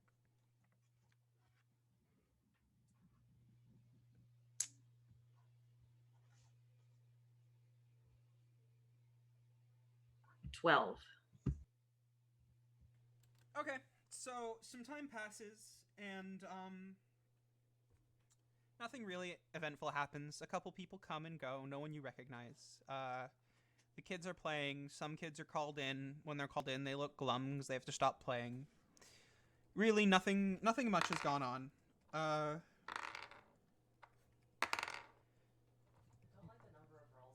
Just to be... Okay. Yep. Okay. Cool. Can I send while I appear to be reading the book? Can I send Flilber in as like not a raven but something more nondescript, like a finch or whatever would be local wildlife to that little park area, and have him like watch from an angle that I can't see as well at like the door that they're all going into? Sure. So you take the time, Flilber transforms, and you fly him up to look over at a perch. And for a while, Flilber is watching, he has a good vantage point of the windows. You can see inside the upper levels where the offices are. You can see the front door. Looking inside the windows, you see in the upper floors a few children sitting at attention, a few things at order. You see a couple officials working in different offices, and in the back, you see a large room that appears to be an ornately made bedroom / office. It's a large room with a bed, a desk, chairs, and such. And inside, you see a couple people that you do recognize. You see that blank-looking man in the lovely suit and the hat, who's always around. And you see a couple other officials in various lengths of cloak and various size. The man who you recognize, who's always by her side, leaves the room. And you also see a kind, smiling lady, plump, round, in a brightly colored sundress, a couple children, one in her lap, who she appears to be smiling and talking to. She's smiling at the child while looking up and addressing the rest of the adults in the room. The child seemingly is comfortable and taking a nap. His head rested against her chest, sitting in her lap as she sits at the desk. You can't quite make out the conversation. However, after a while, she turns and looks directly at Flilber. And as you are in Flilber's consciousness, as you are looking through his eyes, you see her looking directly at you. And then, back at your main body, you hear a strange but familiar man's voice say, "Well, welcome home, curious one." And then everything goes dark as you are knocked out and taken somewhere. Fuck. Oh, Instead, it didn't tell no. us. God damn it. Okay, this is one of the You times grew where up, I don't know anything about Stinna, but you grew up in a horror movie. A little bit, yeah. No one's asked. No one's asked. The Senate just kind of been like, well, I'm not gonna say anything. And you don't Yeah, to tell be us fair, when you haven't been leave. forced to confront it by a supernatural entity yet. Yeah. Exactly. Now Not there's a for lack fucking of trying. kidnapping. Anyway, back to the importance at hand. Ruby, you've entered the tattoo parlor. Ah, yes, the most important stuff, not that one of our. Kicks in the door. Hey, I'm back, baby. Hey, the tattoo parlor. No, The tattoo guy's like, Ruby "Oh my god, you're getting definitely did addicted to not do this." that. All right, what do you want this time? I want you to give me the real tattoos, the ones that I have, but the real ones, Oh, enhancing the leg ones, right? and the voice one, And the voice one. All right.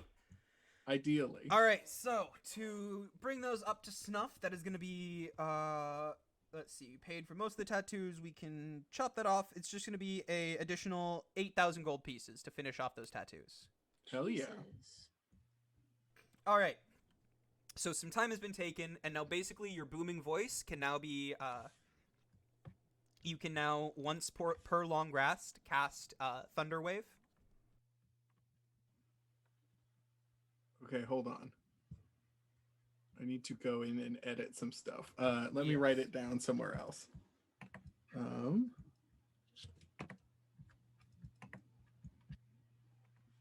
Okay, so tattoo, the voice one, I can cast Thunderwave once a day. Mm-hmm. And the leg one basically allows you to make your mind forcefully remove the personal limiters on both your adrenaline and your muscle control, giving you an extreme burst of power and adrenaline at the cost of your own physical safety and the need to experiencing some kind of backlash after the effect. Basically, at any time, you can choose to take a point of exhaustion to completely refill your ki. Ooh. I can still use my Step of the Wind as like a reaction or a free action, right? Yes. Okay. This is on top. You can basically, on top of that now, take a point of exhaustion to completely refill your key.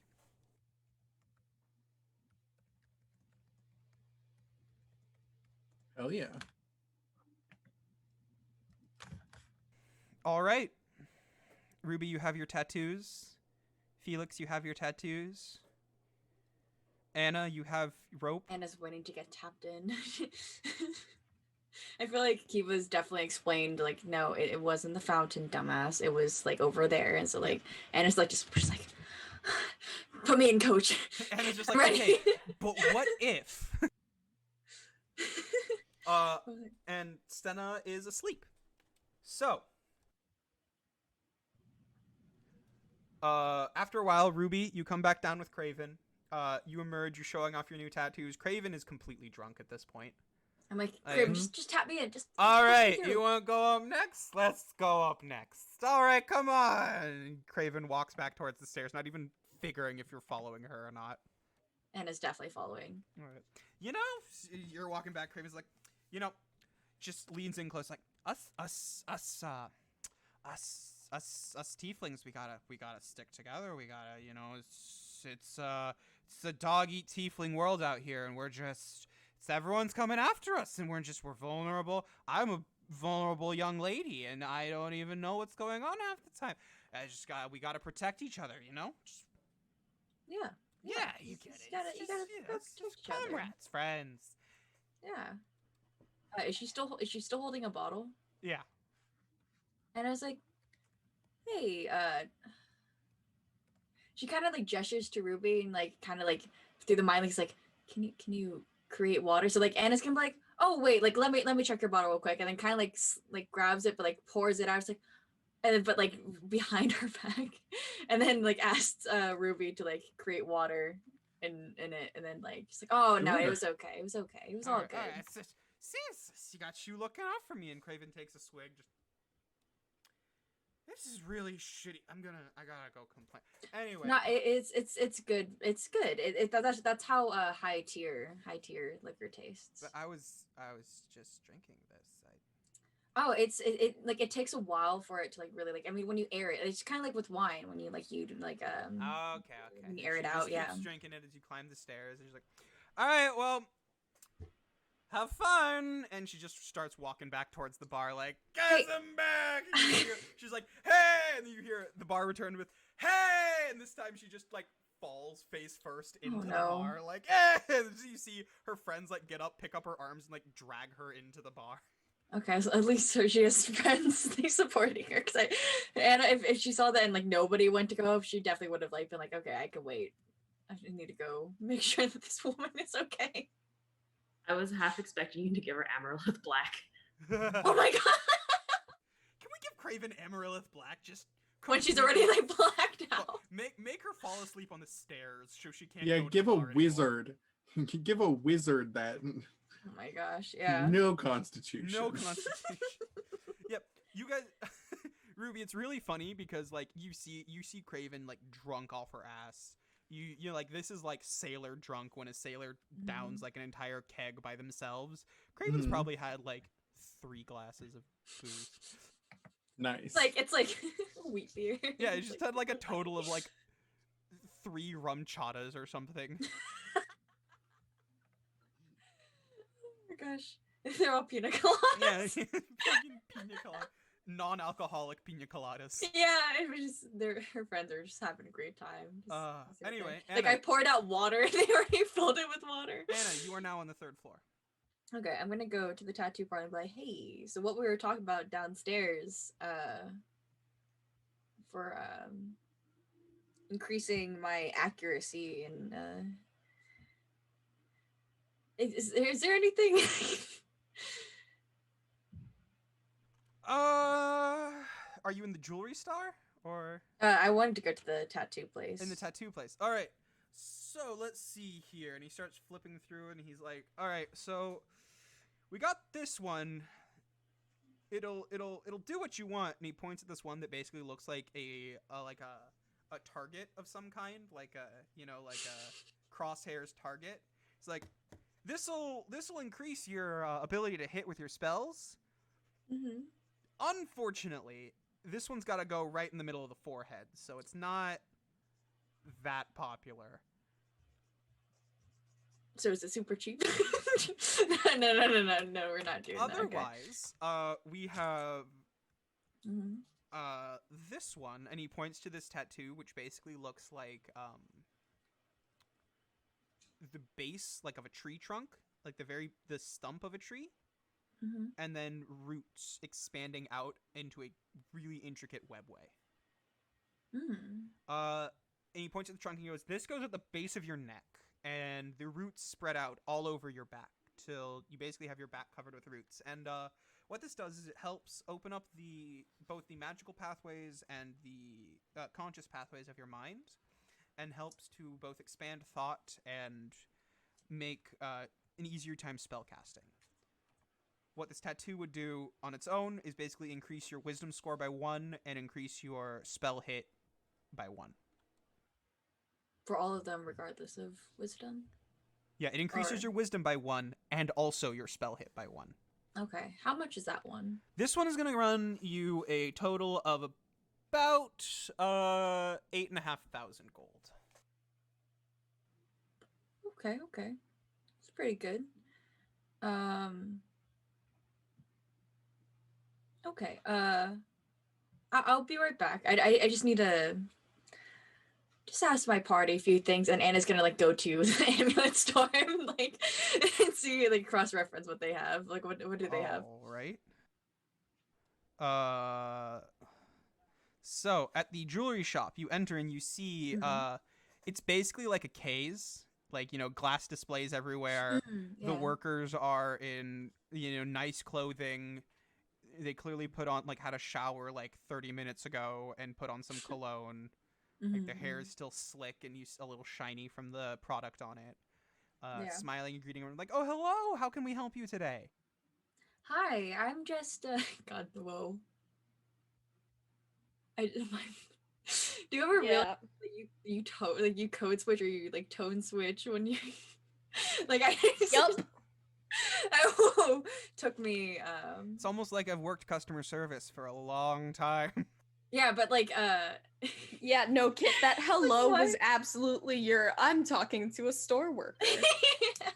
you gotta because you know that they have hard times Yeah. dealing with shitty people, so you want to be as nice to them as possible, but like whoa. Anna's voice has been like really like rough, like my normal voice where it's like, hi, how are you doing? Yup. Okay. Hi, I'm here. I lost my train of thought. I'm here. Yes, you are. I'm here. Yes, I am. And they're like I can just imagine their smile just be like, oh shit, it's that kind of okay. It's Here we a go. fucking Sunday. It's a fucking Sunday and I'm working. Do you have anything that would help me like increase my accuracy for like spell casting or Oh, yes. And please, one moment. And she runs off to the back room and comes out with this ornate bracelet where it's like Ooh. it has the main chain that goes around your wrist, and it has 2 silvery thin chains that go off to either side as Mhm. like decoration. Yeah. And the center is implanted with a large ruby. Ooh. Now, this will help with stabilizing your arm, increasing mental acuity, and increasing accuracy of your spells. This increases your spell hit by 2. And this is going to Oh. run you about a total of 9,000 gold pieces. Ooh. Ooh, okay. So it's really. Let me look at. We're down to 20,000. Yeah, we're down to 20,000. 23,000. 23,000. Okay. I'm trying to see. So we could get that, and then when we find Stena, Stena can buy some things, and then we'll Mhm. probably be out of money. Yeah. Because my wisdom's already pretty high, so I think. And it's like, ooh,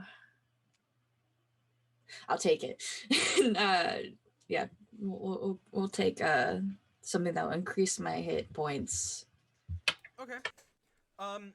While you're getting your hit tattoo, points? Not hit points. Spell hit. Yeah, spell hit. Okay, so you spend the 9,000, you get the bracelet. While this is happening, Kiva, you're on the second floor, and you hear a commotion going on a few feet behind you. You hear like, "Good, come on, no, come on, leave me alone, stop, please." I want to turn around and see what the hell is going on. All right, so you go down and you see, you follow the sound, and down an alley you see what appears to be, a group of, it appears to be, 2 humans and a dwarf are surrounding what appears to be a small, older-looking gnomish man and kicking the shit out of him as he's on the ground. I'm gonna like butt in, like, what the fuck is going on? The dwarf responds, mind your own business where it's not needed, little one. This one's stiffed Fucking us. poison him. This one's stiffed us of our money and owes us quite a bit. He knows what he's done wrong. And the old man's like, please, I told you I don't have it anymore. I'm sorry, I gambled it away. I'll get it back next week, I promise. All right, time to stick some daggers into people's thighs. Am I there? I would be on the second floor. I yeah, think. Poison them. It seems like Kiva's the only one who really noticed this. Okay. Yeah. All right, so you're going in for the attack? Knife. All right, roll the hit. Okay. Where the fuck did my dice go? Give me a moment.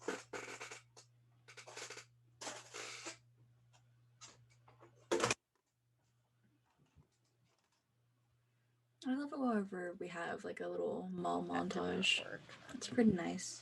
It's like a makeover montage, but it's just a spending. It's all tattoos. Copious. It's all tattoos. Senna unconsciously agrees. 14. All right, that hits. Roll damage. I'm gonna use my special new keen dagger. That's. Hold on.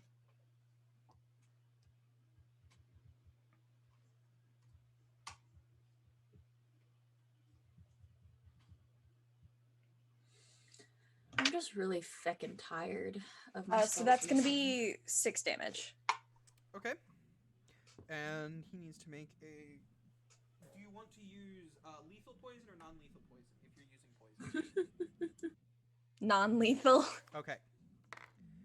Just kill a man So, and get us all You, see, expelled you from stab the man in the leg, and you see he goes, "All right, young one, leave us."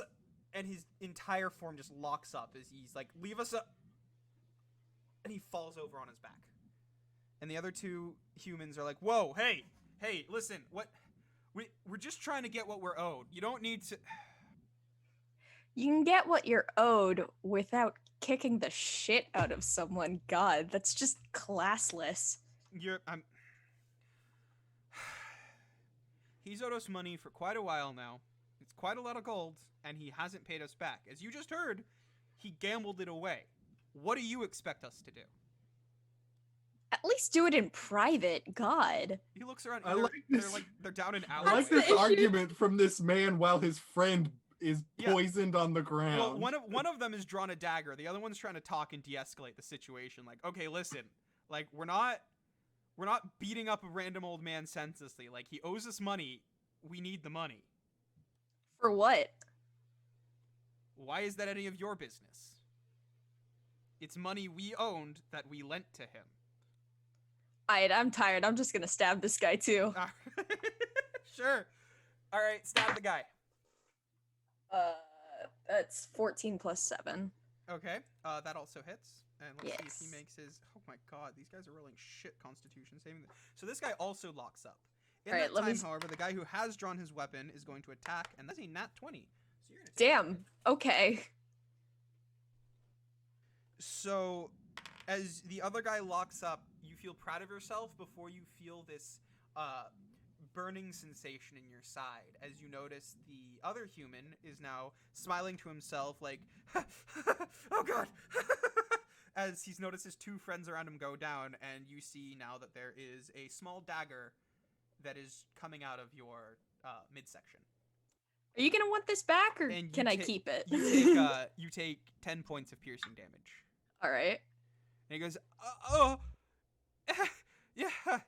If I could have that back."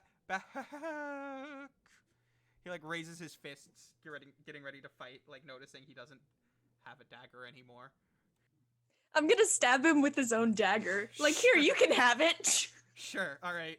Roll the hit. That's a 2 plus 7. That does not hit. Yeah. So he bats it away with his hands, like, "No, hey, don't hit me with my own dagger." And when he does that, he lets out a kick. That is a 16 to hit. But my AC is 15. You take 3 more damage as his leg flings out wildly, impacts with the knife wound, which hurts even more, and knocks you backwards against the wall. Shit, dude. I'm just gonna fucking throw another dagger. Like, All right, roll the hit. fuck off. Okay, that's a 12 plus 7. That hits. Yeah. So that's 8 damage. All right. So with 8 damage, the man's temple begins to start bleeding as the knife flies past him. He goes, "Okay, look, I'm sorry. We'll leave. All right, we'll leave. It's just like he owes us." And he like picks up his friends and runs away. Like, "You owe us. You better pay us back next week." I'm gonna like help the gnome dude up. All right. Turning around, there's no one there anymore. Instead, on the ground is It was a small trial. silver bracelet. That silver bracelet is appearing to be thin, silvery, twine-like substance braided together in a circular pattern. And on it is a single charm that has the number 1 in large black letters. I'm gonna take it. I'm gonna put it on. Yay! I got a thing. And then I'm gonna go back to Ruby. All right. Just You like, go. All right, look at- why do you look at have a this. knife wound in your leg? What did you do? look at this bracelet I found. Look at this bracelet. That's a cool bracelet. You have a knife wound in your leg. Stomach. Kiva's Oh, the in one your with the knife stomach. wound in her stomach. Hee hee. In their In stomach. their stomach. That's Yeah, bad. in their I'm stomach. I got another dagger. Don't Great. think you're understanding. for you. Stenna, you wake up. You are somewhere you don't recognize. Stone walls surround you on all sides, and you find yourself, as you try and move, tied down and secured to a chair. At the other end of the room is someone standing in a set of clothes that you recognize all too well. He is tall, in nice-looking clothes, and a large hat. His appearance is altogether hard to decipher from the cloth, amidst the cloth, but definitively, this is the broker. This is the man known as the Puppet Master. I never thought I'd see you motherfucker again this early. How's it going? As per usual, you get no response, as he is calmly and silently working with something. It appears he has a knife and he's carving something out of wood. Question: have I been like strip searched, or is there a possibility I still have my skull on me? You definitely, you can feel it in your pocket, but you can't reach it. Your hands are strapped down to the chair, your legs are strapped down, and there's no way you can grab it. Okay. I'm gonna have Flilber sit on my shoulder. Or I'm gonna have Flilber try and just move around the room to see if he does anything about it. Reaching out to Flilber, you see he's in a birdcage. Can I dematerialize him? He poofs away. What if I try to bring him back? You can make them teleport, yeah. So you make him reappear, and he appears back inside the birdcage. And as he does, for the first time, you hear a voice that you haven't heard in a very long time. And you hear it say, "Well, now, my dear, you know the rules. It's improper manners to leave a bird out of the cage. You can't keep a watch over it." Where is this voice coming from? Like, is she in the Directly room? behind you. Okay. Senna doesn't like that. Senna's gonna like straighten a little in her chair, and like just not respond. You feel someone gently run their fingers through your hair, moving a bit of it behind your ears as she goes, "Now that's a better little poppet. I've missed you, my darling. You've been gone from the nest for far too long."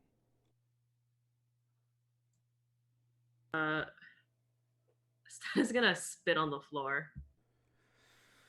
Manners, manners. Oh, you used to be so much better behaved. Well, and you feel a warm hand, but to you the touch feels icy and cold, run over your cheek as she says, "Well, worry not. We'll get you back to a good little girl soon." And that's when you notice that the man in front of you has finished his carving, and a perfect-looking wooden doll is now in his hands. And he begins to work on the face and carve in features, and he begins to grab fabrics and knit together different clothings. And after some time, you feel that strange, cold, irrational fear that you haven't felt since you were a young girl grip at your heart, and you watch in silence as this blank doll becomes more and more, gains more and more features. Face, a nose, eyes. The eyes get some color. Clothes begin to form. Familiar clothes. The clothes you're wearing right now. Would I have been able to learn or know anything about the ritual that he's doing to either others understand what he's doing or potentially do something to interrupt it? You find you can't cast magic right now, but you know exactly what he's doing. Okay. I'm assuming that the bindings aren't going anywhere. Rough leather bindings, strapping you tightly down to the chair.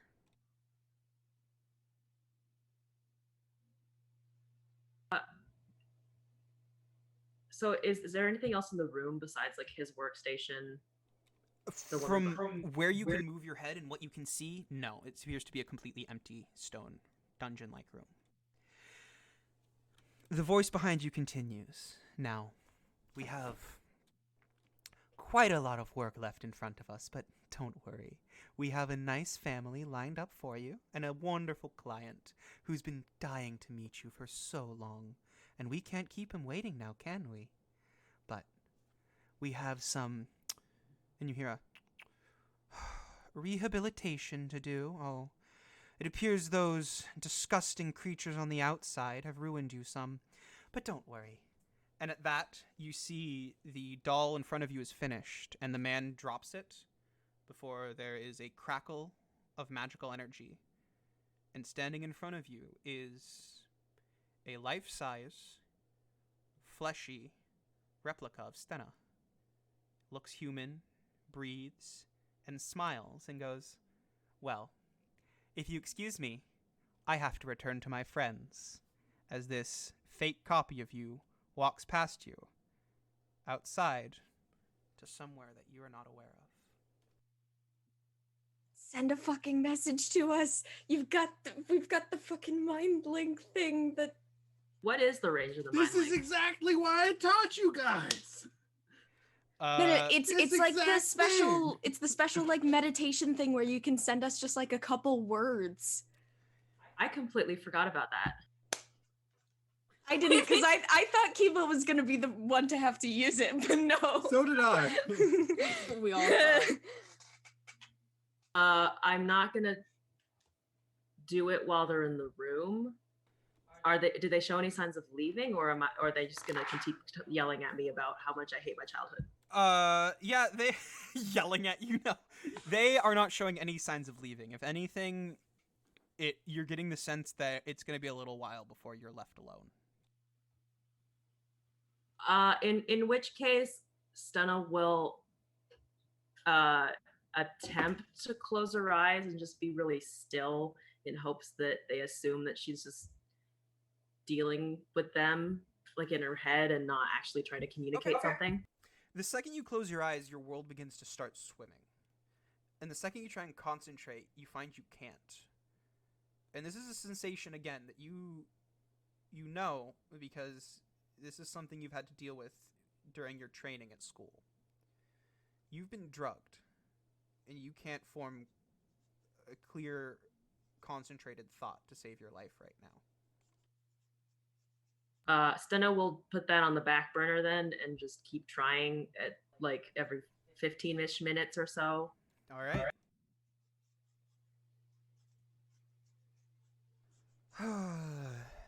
As you keep trying, she goes, oh, and look at your clothes. Oh, what happened to that beautiful dress we made you? Oh, well, I suppose we'll have to have the tailor make it again.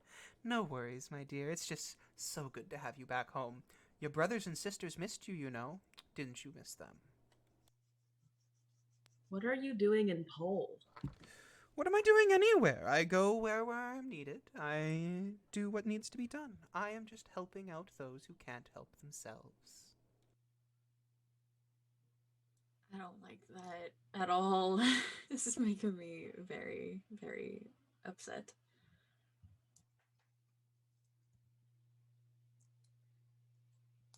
It's like I always taught you as a child. It's community service that matters. We want to help those around them in whatever way we can. And I am just here, trying to teach my little children how to do what I do best. How many clients do you have here in Pole? Aren't you inquisitive? Well, don't worry. We'll get that taken care of soon.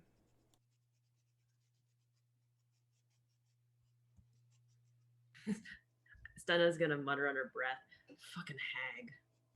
What was that? Oh no, I was just saying that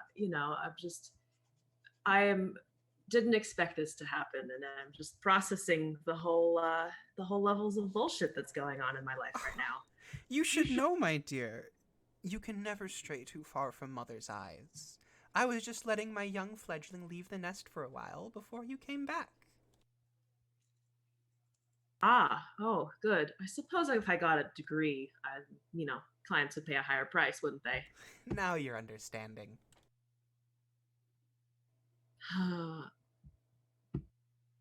Still a I hate hag. this. This is bad. Right? It is so horrible. Anyway, everyone else, you are now, your shopping has concluded, it seems. You are all now back to the second floor. Craven is nowhere to be seen. I'll Just go into absolutely the bar. wasted. All right, you go into the bar.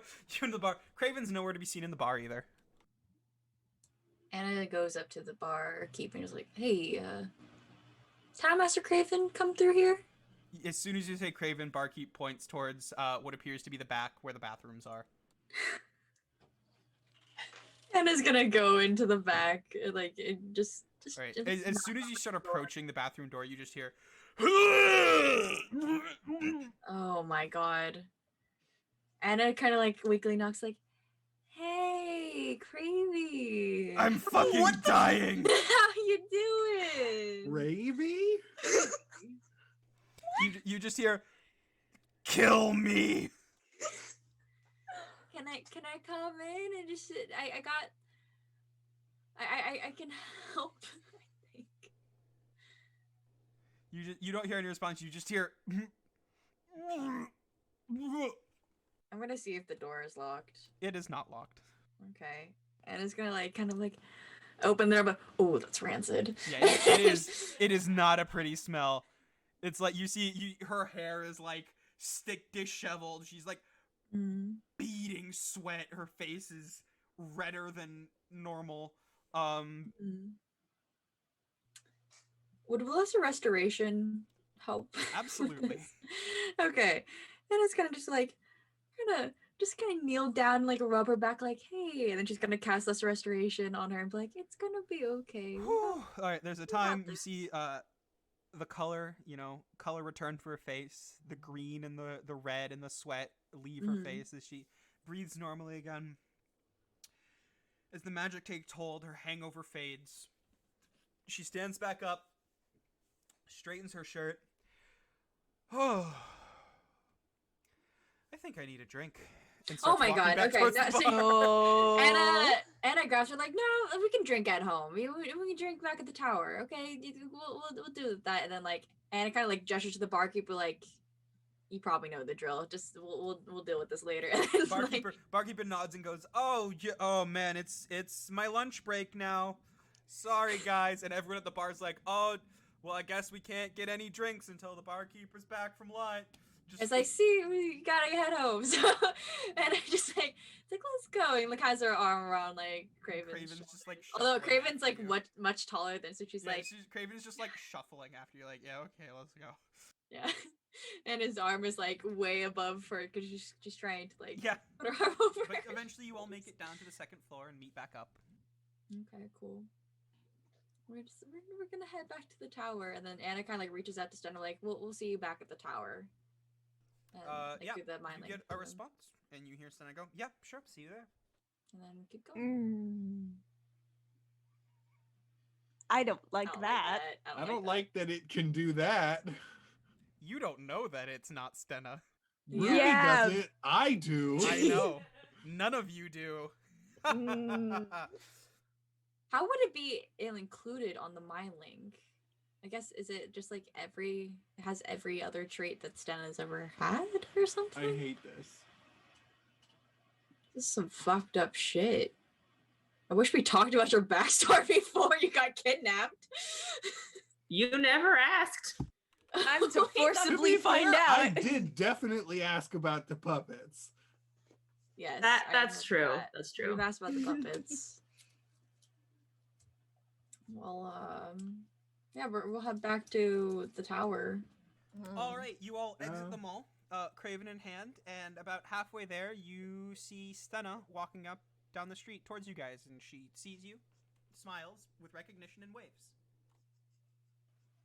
Has Stella ever Hey. smiled at us? Well, it's Like, sorry, ever? less smile, but like not smile, like her eyes, like when the person's eyes like light up, like, oh shit, it's the people I know. Yeah, because like I What think were you you just gave doing? away that Stella Yeah. isn't Stella. We- she smiled. As you can see, we all just got tattoos. Did you want to buy anything? We left some money for you. Yeah. Oh, I think I'll just use it later. I was just looking for spell books. Okay. Yeah. Okay. Yeah. Did you find any cool spells? Not really. Some guy started yelling about library books a couple blocks over, so I just kind of left it alone. You were there. You were there with the librarian.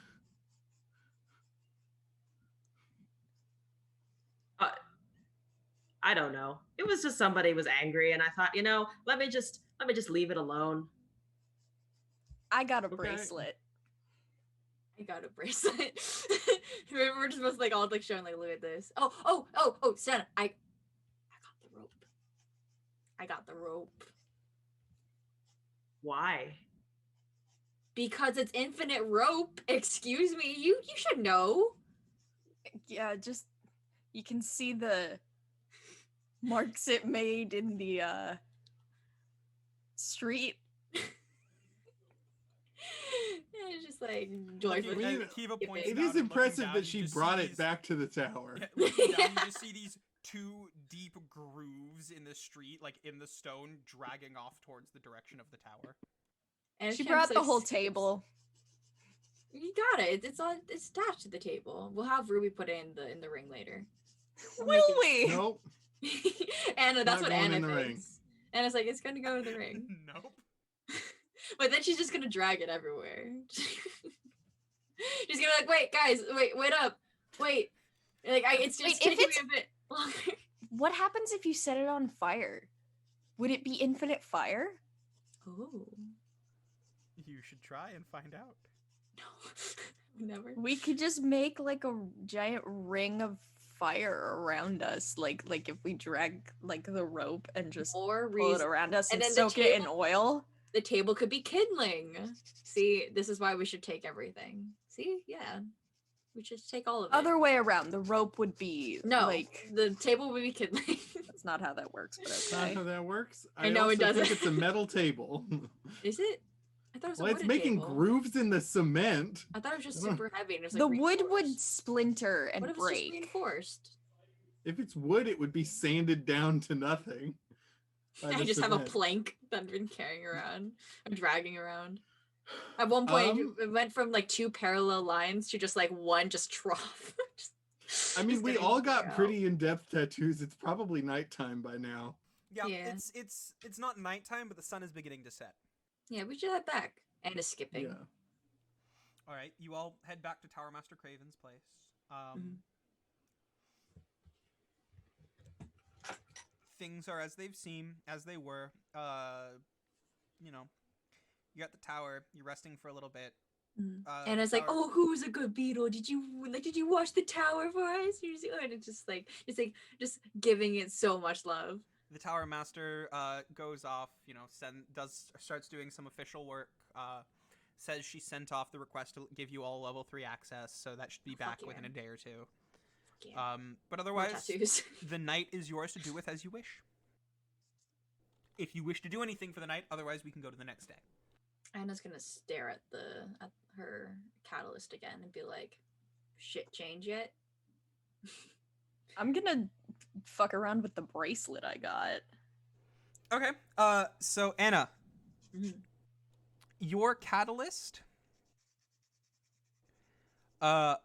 There is something that has changed. It seems like on the inside, not on the outside. The outside is flawless, but on the inside of the glass catalyst, there appears to be a small, what appears to be like cracks beginning to form, almost like webbing, starting from the very center and starting to work its way out.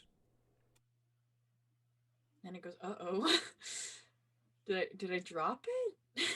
And it's like trying to like, did I ever drop it? Like, I mean, I guess maybe I haven't been like too careful with like how I've been like maneuvering it. It's a magic item. It's not gonna break just because you drop it.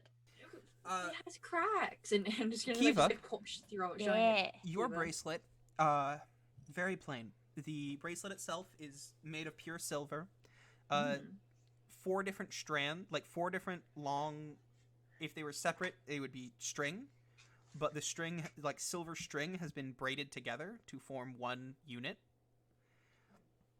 On that string, there appears to be a single small charm.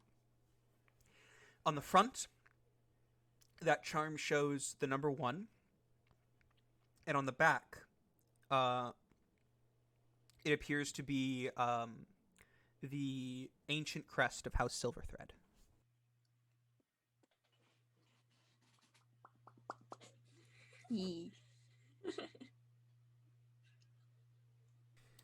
As far as you can tell, you don't know how, but it seems like you might have passed your first trial. Okay. I think Ruby would probably climb the mountain again. Okay. I think they want to try connecting with that light that appeared in the horizon. Okay. Maybe you climb once more to the spot you found the other day. And after a while you connect once again with the winds and with the astral sea, and once more you are flown against the rocks and the wind and the currents and the pressure. And once more you bash yourself against the rocks. This time it's seemingly much more violent than before. And your physical form takes 2 points of damage. However, you were flown up again up into the air, and you see this impossible and vast expanse in front of you. And in the distance you see that bright light. And once more you try and make contact with it. And once again, it doesn't respond, but you do feel that warmth coming from it. I think Ruby's gonna stay up here Okay. for the night. Okay. Not necessarily trying to connect with it all night, but just like Sure. As thinking. night falls, everyone goes to bed. With everyone in bed,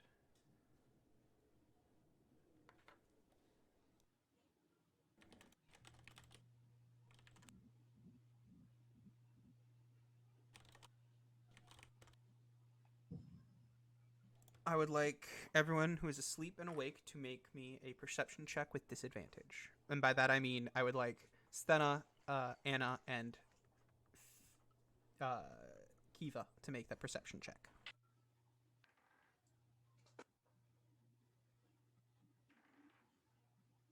Well, the fake one's dumb because that's a 2.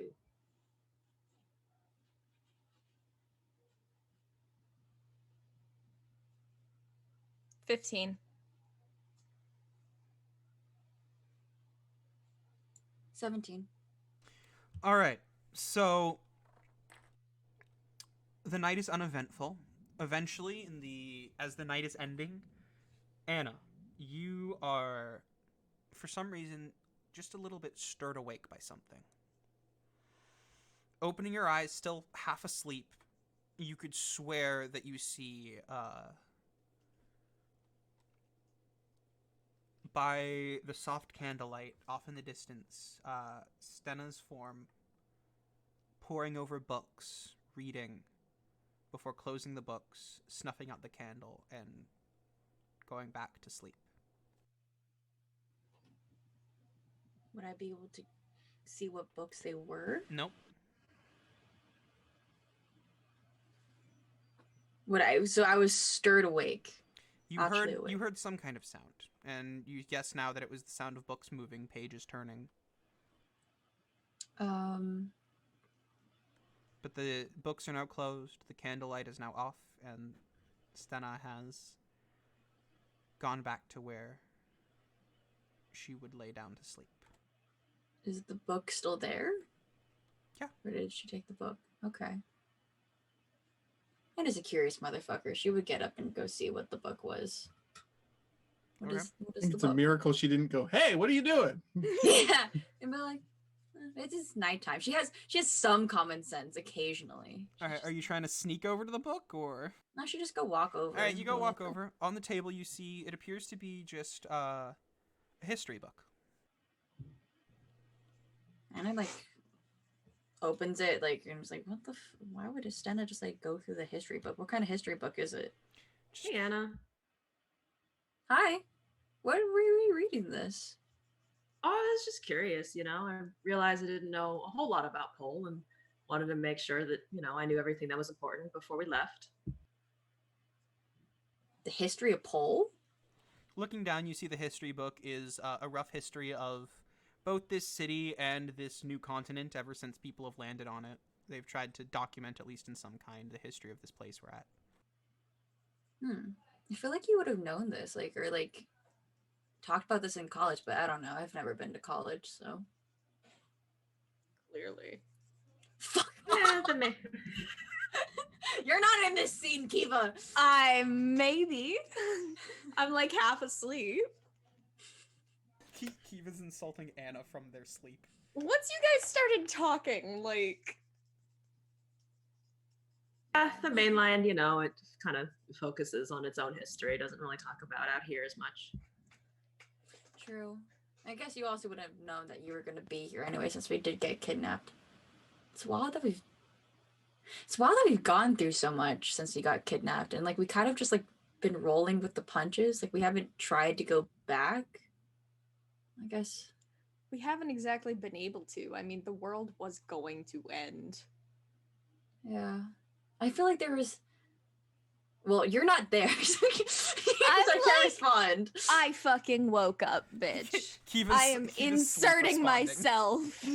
He was responding in their sleep, just being like, fuck you. And it's like, I'll spite you as I sleep.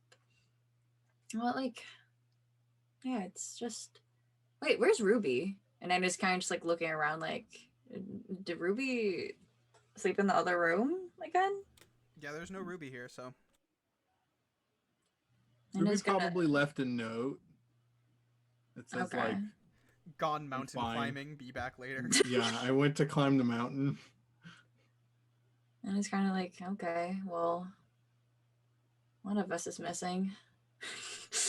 Actually, it's two, but one of us is missing, but I don't know. It's crazy that we've survived through all of this. I mean, the world was ending yesterday. And then we fought a clown. We like more bullied a clown, and like the clown gave up. Really, it's just crazy that we've gone this far. I I do mean, you got remember, yes. yeah. And it's like, I mean, like you got cursed by like a bread knife. Like the fuck, kind of just like gestures at like you. But it's like that was ridiculous. Truly Yeah. strange. You Face mentioned that it talks so much more than real stuff. Yeah, I was like about to say, I was like, Sten is like, and then Anna kind of just like looks over at Stena like fondly. And it's like, I'm so happy that like you hardly talked at the beginning of this journey. I'm just like, I'm so glad that like we finally like I feel like we've connected and like a wall is broken down between us. Like I don't think I would have even met you if we hadn't like gone through all of this. Oh, we definitely wouldn't have met. And you know, I thank you for, you know, reliving all of these things with me. It's good to refresh my memory, you know. I mean, it's So kind you of mentioned- like etched into our memory. It's kind of rough to forget these kind of things. I mean, Kiva like pretty much almost died like Multiple spiritually times. from bread at one point of all things. Just wild. A lot of almost death. Yeah. Yeah.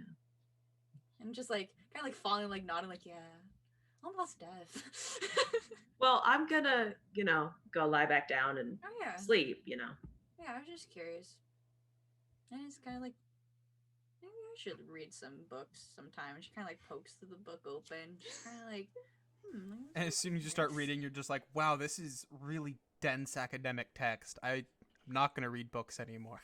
You know, maybe I'll save it for the morning. She goes to lay back down on the couch and just like, oh, shit's wild. You hear Stena once she sees and Anna like kind of give up on reading it, go, yeah, this might be a little complicated for you. What'd you say? What's that? What's that? Oh, nothing. I'm just saying it's, you know, really complex material, that book. I don't know. Maybe I'll ask Kiva to explain it. Kiva seems to be pretty good at history. Kiva, what do you think? What do I think about what? Explaining history to me. I've probably read that book. Yeah, you have. Okay. I like We're just explaining it verbatim. Yeah, I like just memorized it. It's etched into their brain. Yeah. No, I just kind of summarize, yeah, I mean, you know, it's about this continent and this town specifically and how it came to be. Basically, you just hear about how settlers came to Pole and they were mostly magicians, and they discovered that the area around here was very conducive to magic, with lots of natural resources and lots of natural magical elements in the area, so they could connect to the sources of mana and use them to boost their own magical powers very well. And then the creation of the 3 wizard towers, and how each one took a certain amount of time to build and a lot of focus and concentration. But and then It's 3 a.m, but Kiva's like, all right. Oh, yeah. I As woke soon up ready. As soon as Born you start ready. talking history, Kiva, you just like wake up, and eventually, Kiva, you start barreling into like legislation and old bylaws and like different historical sites, and Anna's like, not even listening anymore. Your eyes have she's glazed fallen over. asleep. She's like she's been like she's like softly snoring. It's just, like it's been happening for a while, but I feel like Kiva's just been going on. It's like okay, like you were excited, so like, here we go, and just keeps on going, and then it's like this bitch fucking fall asleep. Yeah. I'm looking around now, like, is Stena asleep? Yeah, everyone's asleep. Kind of pout. Just like, god damn it. Dang. Morning comes. We'll continue it everyone- in the morning. Everyone wakes up. Kiva's sitting there dressed in like a teacher outfit with like glasses, be like, you ready for today's lesson, bitches? And it's like, well, it was 3 a.m. This is what happens when you leave me hanging. But I was just like, yeah. It's like, I yeah. think that Ruby comes back with like some croissants or something, like some baked goods. Ruby And I comes was back like, with some yeah. And pastries. she's like, and Kiva's like been like, okay, like you ready for the lesson? Anna's like, yeah, croissants. Breakfast. Yeah, so we go eat. All right. So, I'm going to wrap it up on this. You all begin to eat breakfast. You enjoy a nice morning, coffee, nice conversation with Craven. All of you are chatting kindly. You find that all of you seemingly are in better spirits, able to joke, chat, enjoy each other's company. Everyone's talking, laughing. Everyone. And in the distance, Kiva, you're the first to hear it, but then Ruby, and then Stenna and Anna, you hear a sound. Organ music, maybe? Some kind of harpsichord? It's like a...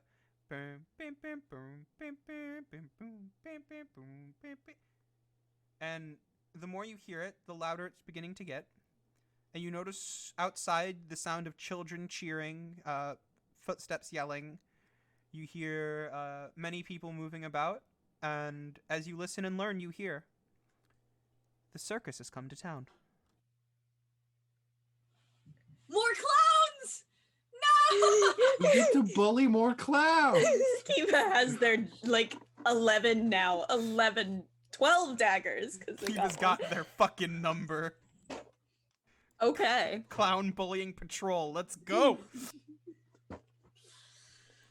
And with that, we will continue our adventures of everyone in this party as themselves and not anyone else next week. Definitely not a secret puppet. No. Not a secret Horror puppet monster. that's learning about us. That we Nuh-uh. definitely Shut up and gave- stop asking questions. that we gave, Completely half elf humans. The same totally. biological. Not partially made of wood. It's no. This who would even think of a thing like that? The All right. group Well, thank you bond. for tuning in, everyone. We'll catch you next week.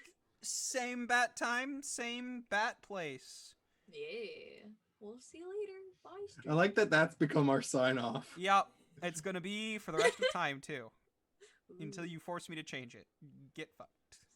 Steve.